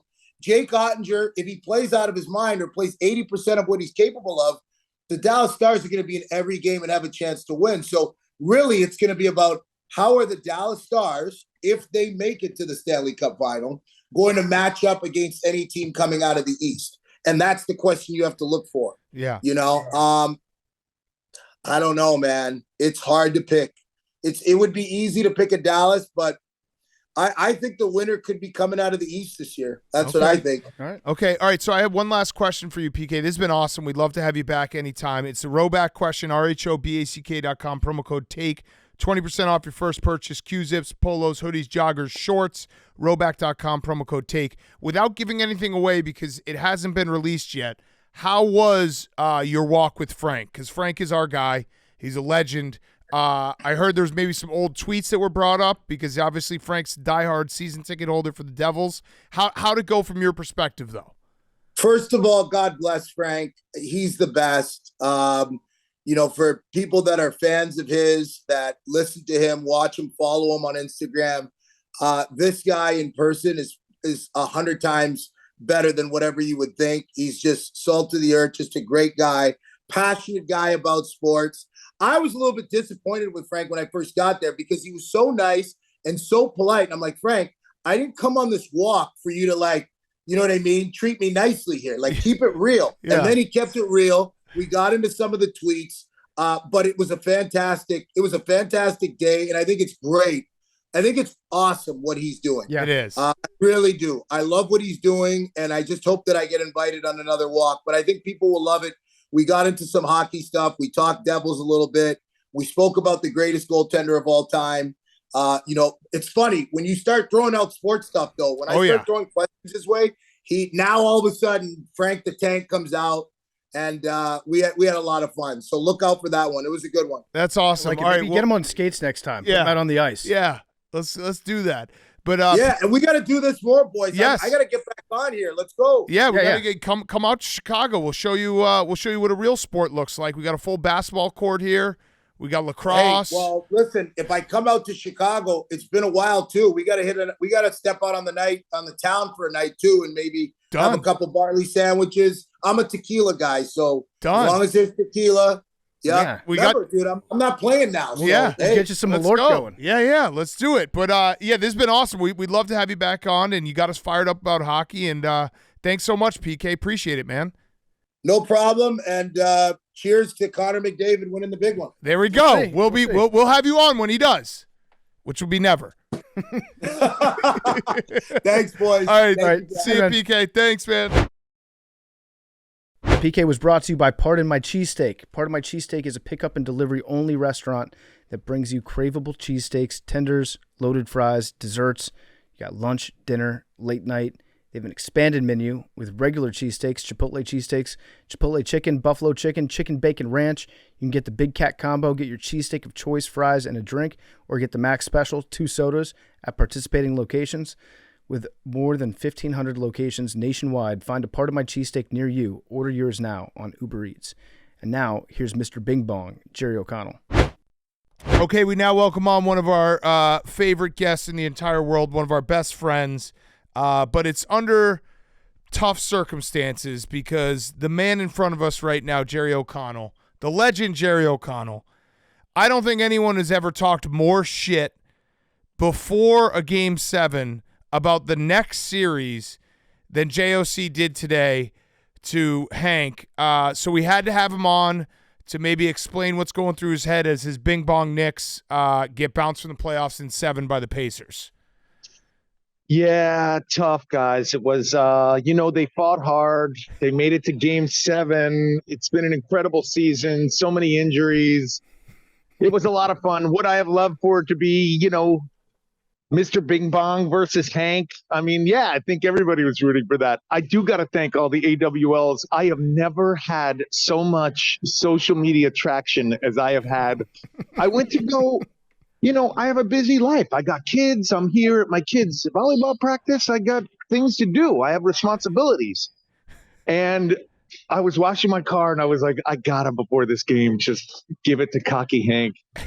And I couldn't believe how well it did, but I mean, it was tough. It was a good run. The Celtics, look, they would have never beaten the Celtics. It was just fun to get in Hank's face. It's so funny. I would have thought, I would have thought getting, there's my first I would have thought getting under Max's skin was the most fun. Yeah. But really, I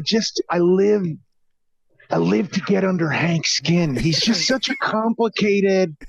I bet I'd not curse. There's teenage girls. He's just such a complicated fucking guy. I want to get on. I want to get in there. There he is. Yeah. So you know what? Listen, I know it's the end of the Knicks season and that's it. But before I say goodbye to Mr. Bing Bong for the year, is it okay if just for a little bit, I bring Mr. Bing Bong back? Yeah, just a couple Bing Bongs for the road. Just for Hank, yeah. Is it okay just for the end of the season? I mean, now that it's all over and you got to watch the Pacers versus the Celtics, sleepy like Mr. Hank in the morning. Bing Bong. Hey, what's up, Mr. Snooze? There he is. Wait, let me get into character more. I'm an actor, so Mr. Bing Bong. Hank. Boston sucks. Real fans. Ruins. Flopped it all. Toy boats. Red leather, yellow leather. Here we go. And Hank, give me an action. Action. Bing Bong, Hanky. Bing Bong, there he is, Mr. Stand-Up, Mr. Comedy. Bing Bong, I saw your stand-up. You killed it, just like your boy Aaron Hernandez. Pop out. Yeah, in a ditch. Dead in a ditch. Bing Bong. Hey, Mr. Hanky, Mr. Sleepy Time, are you there? I'm here. I'm right here. Wide awake. There you are. There he is, wide awake. Look at him. Hey, you got a golf simulator there at the Barstool headquarters? A golf simulator? Yeah. You use it? Sometimes. Yeah, maybe you should have used the Tiffany Gomez simulator. Yeah, Mr. Snow's button. Is that even? That one didn't make sense. It's good. It's I good. know. Hey, It doesn't have to make sense. Hey, Mr. Hanky, I hear you're trying to slam dunk a basketball. Bing Bong. I am. Is that? Yeah. You got less hops than a can of Coors Light. Bing Bong. Hanky, Bing Bong. With the little blue mountain, you know it's blue. So you don't have to touch it with your delicate fingers. You can see your fingies. Yeah. Fingies and tootsies. Tiffany Gomez, show us your tootsies. She covers them up with an emoji. You got to pay extra. Bing Bong. Tiffany, the one that got away. Oh. Yeah, sad. Yeah, she got away. You could have been hog hunting with her from a helicopter, shooting those innocent hogs. Show us your tootsies, Tiffany. Hey, Mr. Hanky. I heard your boy is regretting that he did the roast because of what it did to his family. Yeah, you wouldn't know what it's like that. Yeah, you wouldn't know what it's like to have a family because you blew your chance with Tiffany Coleman. You could have had a family. Bunch of little hog hunters, little wild boar hunters. Wow. From a chopper. Impressive. Bing Bong. Missing animal didn't do nothing. You know what I'm picking on? Maybe Mr. Bing Bong's picking on Hanky a little too much here. Oh, yeah, you guys didn't even beat the Pacers. You know, this would have been fun. It would have been a fun series. Oh, there he is. Cocky. There he is. Bing Bong. Let's see it. He's leaning back. He's looking cocky. Yeah, it's true. The Knicks stunk up MSG today. That happened. They stunk it up just like Jakey is stinking up that control room all the time with his farts. Bing Bong. Jakey, what you doing? You eating legumes or what? Bing Bong. Look at you. I mean, I look at that threesome in there, you think, Maxie's the one who's shitting himself, not you. Jakey, what's going on with your ass? You gotta fix that, Bing Bong.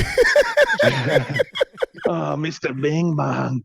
Yeah, I'm gonna miss Mr. Bing Bong. I'm sad. Yeah. We'll have to bring him So am back. I miss him already. Now, The Knicks. You guys are never gonna see the Knicks blow it in Dallas, just like Hanky blew it with Tiffany. Bing Bong. Hanky, you blew it. You blew it. Show us your tootsies, Tiffany. Bing Bong. I got a question. Were the arm weights when you were walking your dog? You were lifting like old geriatric, like 80-year-old woman arm weights. Was that a Mr. Bing Bong's arm weights, or was that Jerry O'Connell's arm weights? No, I don't do prop work. Those were my arm weights. And I'll have you know. Wait, hold on a second. Serve it up, Charlie. Serve it up. It's my daughter serving. Getting hit with a ball here. They're actually leg weights. I'll have you know. They are not arm weights. They are leg weights that I put on my arms, and it's to keep it like tight. Look at that. Yeah, Yeah, those arms. Hey, I'm not done with you, Hanky. I'm not finished with you. Where is he? Where is Hanky? Hanky, are you there? Right here. Yeah, the Bruins. Sorry about them. They prematurely left the playoffs, just like you were premature with Stephen Gomez. I gotta keep it down on these teenagers. Yeah. Hang on. Oh, Jerry, what does Mr. Bing Bong have planned for next year? You like this Knicks team? You want to make any additions? What could change? I should answer. I'm gonna get out of character and get back to Jerry. I still wish KD was here, man. It just would have. We needed that one. We needed that one player. It's just crazy. So we'll see what happens in the offseason. It was a great season. It was injury ridden. It was a bummer. But you know what? I think as you saw in the game today, everyone was really proud. I was really bummed that Jalen Brunson didn't get clapped off, didn't get like his proper applause. He had to go into the locker room. Hey, Mr. Bing Bong's back. Hold on a second. Jalen Brunson's hand is more fractured than Hank and Tiffany's relationship. Bing Bong. Yeah, the Knicks Pacers, that was knockdown, drag out fight. Just like Scottie Scheffler this weekend. Bing Bong! Shout out to first responders. Where's Maxie? First responders, give them the tickets. Bing Bong! Oh man. Have you had, Jerry? Yeah, have you had any moments? My last question. I'll do it right now. Roback question. RHOBACK. Roback question. RHOBACK. Who cares how it's spelled? It's a crazy spelling. Promo code TAKE, 20% off your first purchase. Was there ever a moment in the last couple of weeks where Mr. Bing Bong kind of slipped out while you're with your family and your family looked at you like, what the fuck are you doing right now, dude? No, but no, I got to tell you, Mr. Bing Bong has woken up something inside of me. I'm a different man. I just find myself like, if someone tries to like like if you're merging onto traffic and like that second car tries to merge, I'm like, oh, what's going on here, man? It's just, I got to tell you, everybody needs a little Bing Bong in their lives. Everybody. And I just want to say, I'm going to put Mr. Bing Bong to sleep. And Hank, maybe you should take another trip down to Dallas and show your friend who Mr. Bing Bong is so you can rekindle your relationship and patch things up, Bing Bong. Let's see those toes, Tiffany. I always think that Mr. Bing Bong might play better as a loser. Like you're out, but you're still talking shit to everybody. Yeah.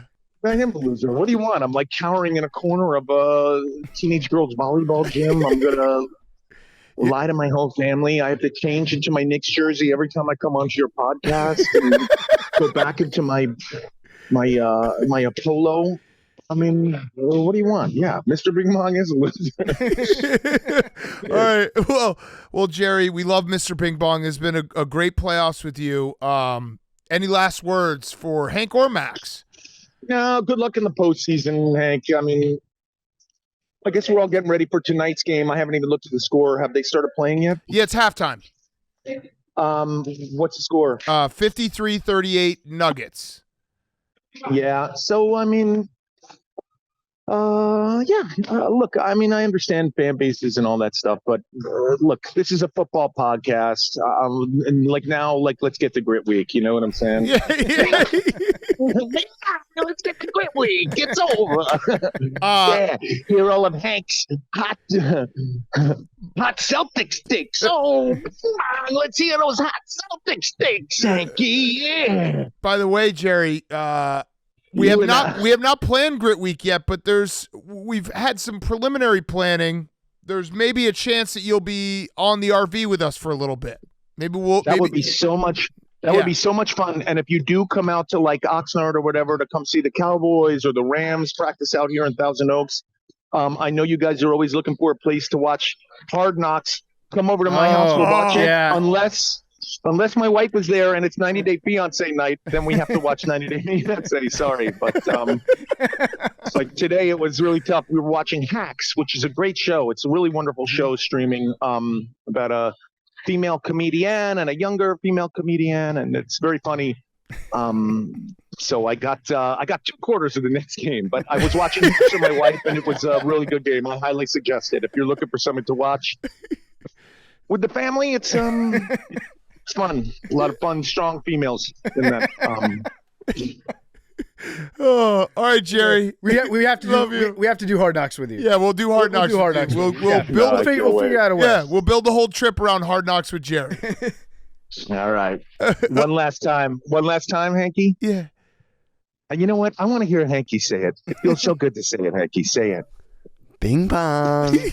Yeah. Feel the power of the Bing Bong, Hanky. Feel the power. Okay, I gotta get out of here before my kids disown me. Bing.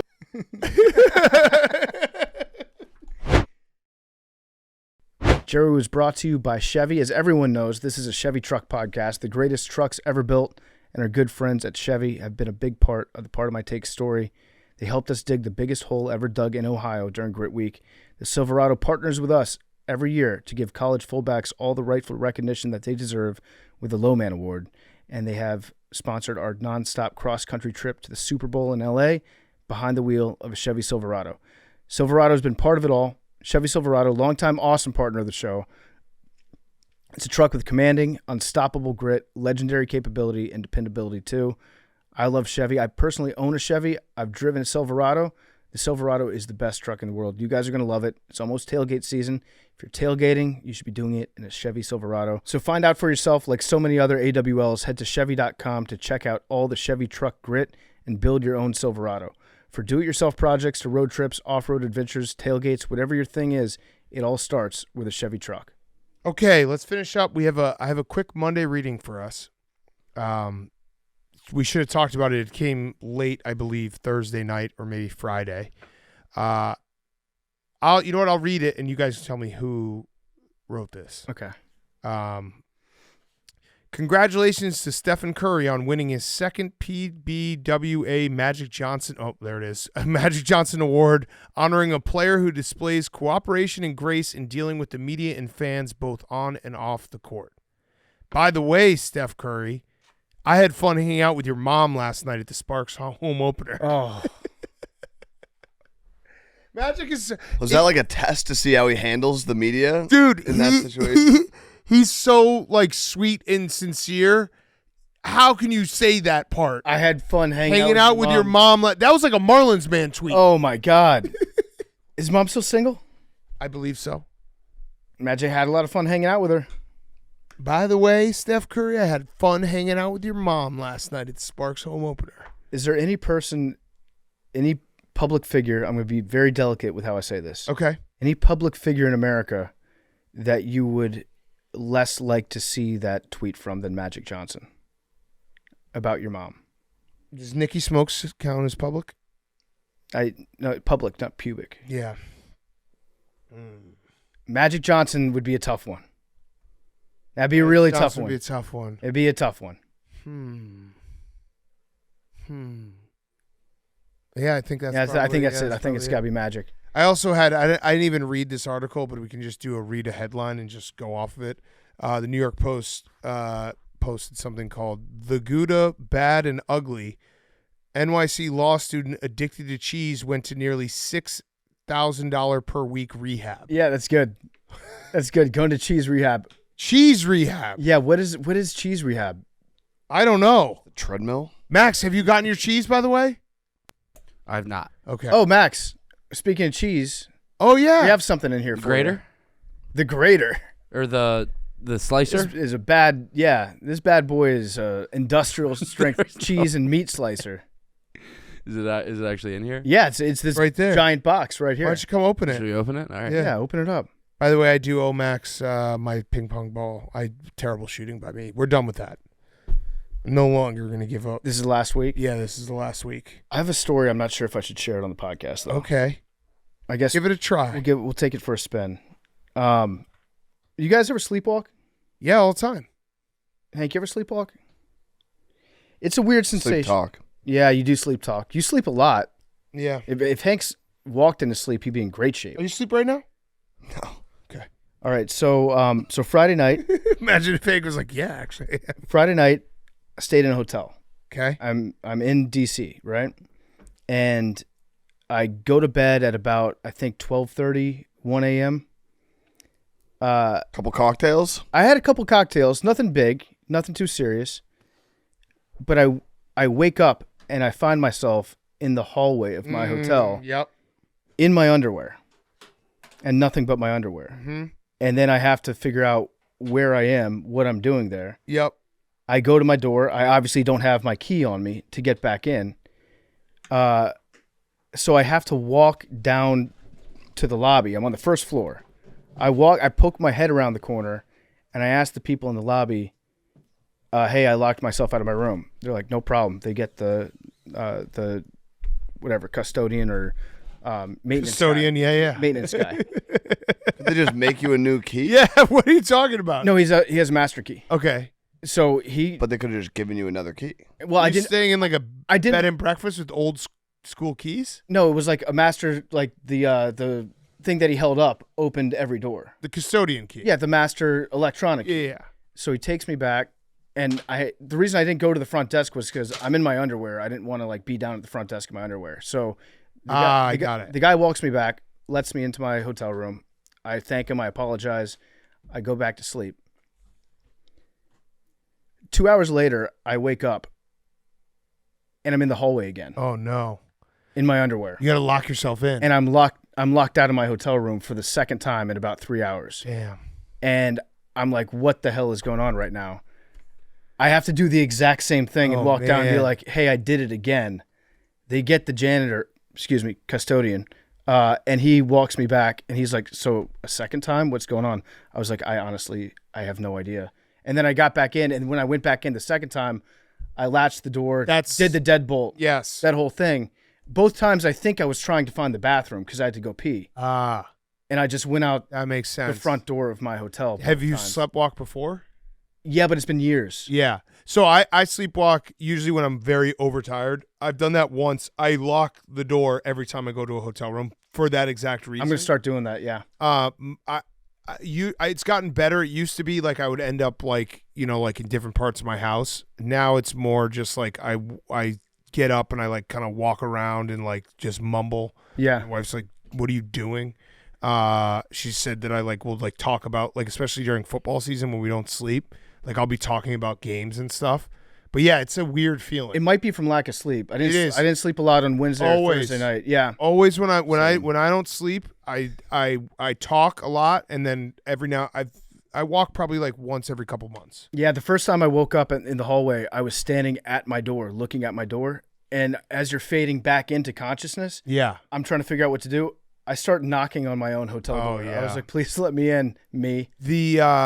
It's good that you sound very similar to what I do in that I've never put myself in real harm's way because I know that that's a real thing. Yeah. Some people will be walking in the street and shit. Yeah. I never really get past the first or second door. Yeah, I was in the hallway and immediately that's when I was like, "Wait, this isn't right." That's fucking wild. This though. isn't 2 times. And I did it twice. Yeah. That's crazy. The second time I was just so freaked out the second time that you let me back in. I'm like, lock all this shit up. Yeah. Don't let me do this again, me. Yeah, I sometimes will put stuff in front of if I know that I'm really overtired, especially on the road, I'll put stuff booby trap my own door. Yeah. So I'm going to have to do that. Yeah, because if I kick this bag, I'll be like, what the fuck? Yep. That's crazy though. 2 times. 2 times. Shout out the custodian. The custodian, janitor, maintenance guy. I like custodian. We got to bring that word. Awesome guy. Max, the cheese slicer. Max getting manhandled by this. Yeah, Yeah, you Max, are getting what is bodied going by it. on here? Don't break it. Now you're just going to try to be a man about it, and it's going to go poorly. Max, you're going to have to start slicing all our cheese now, though. I'm going to start bringing in Dude, blocks of cheese. This is pathetic. I like What's happening? I like it really, really thin, Max.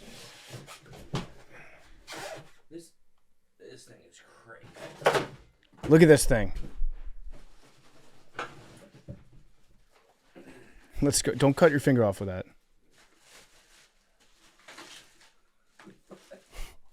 What's this cost? Don't worry about it. It was a spur of the moment purchase. It was a spur of the moment purchase that I instantly regretted. Oh, Thing it's is great. Shit. Oh, Yeah. right here in the middle. We're gonna have you on Wednesday's show. You're gonna have to cut some cheese for us. Yeah. And if Mr. Pear doesn't turn his shit around, we got a guillotine. This is awesome, Max. You gotta clean this, dude. Oh, this is great. You Yeah. just fucking snap Dude, you can it in slice anything you want on that. there. What about a bet? Someone Yeah. slice their fingers. That's what you should use for your pinky bet. All right, Max, you're set to go. Big boy. Kind of a fat move to have your own cheese slicer. What a fat ass. This fat ass has this cheese slice that we forced him to have. We should just start buying Max a moo moo, a life alert. Max, damn, dude. There's your military grade sleep apnea, Max. Did you have no shame? Oh, all right, let's do numbers. I owe Max mine. Mine will be 20. 8. 3. 56. 56 is Max's. 46. 99 pug. 21. Memes, you want to say anything about me blocking the shit out of you on Friday? Blind squirrel finds a nut. Oh, yeah, and then you got upset, pushed me.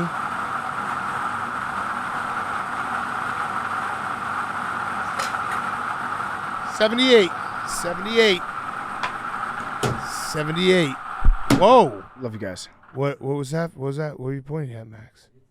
He hit the TV. God damn it, Hank. Go back to sleep. Bing bong. Oh, wait. Shout out. Fuck. Do another love you guys. Shout out.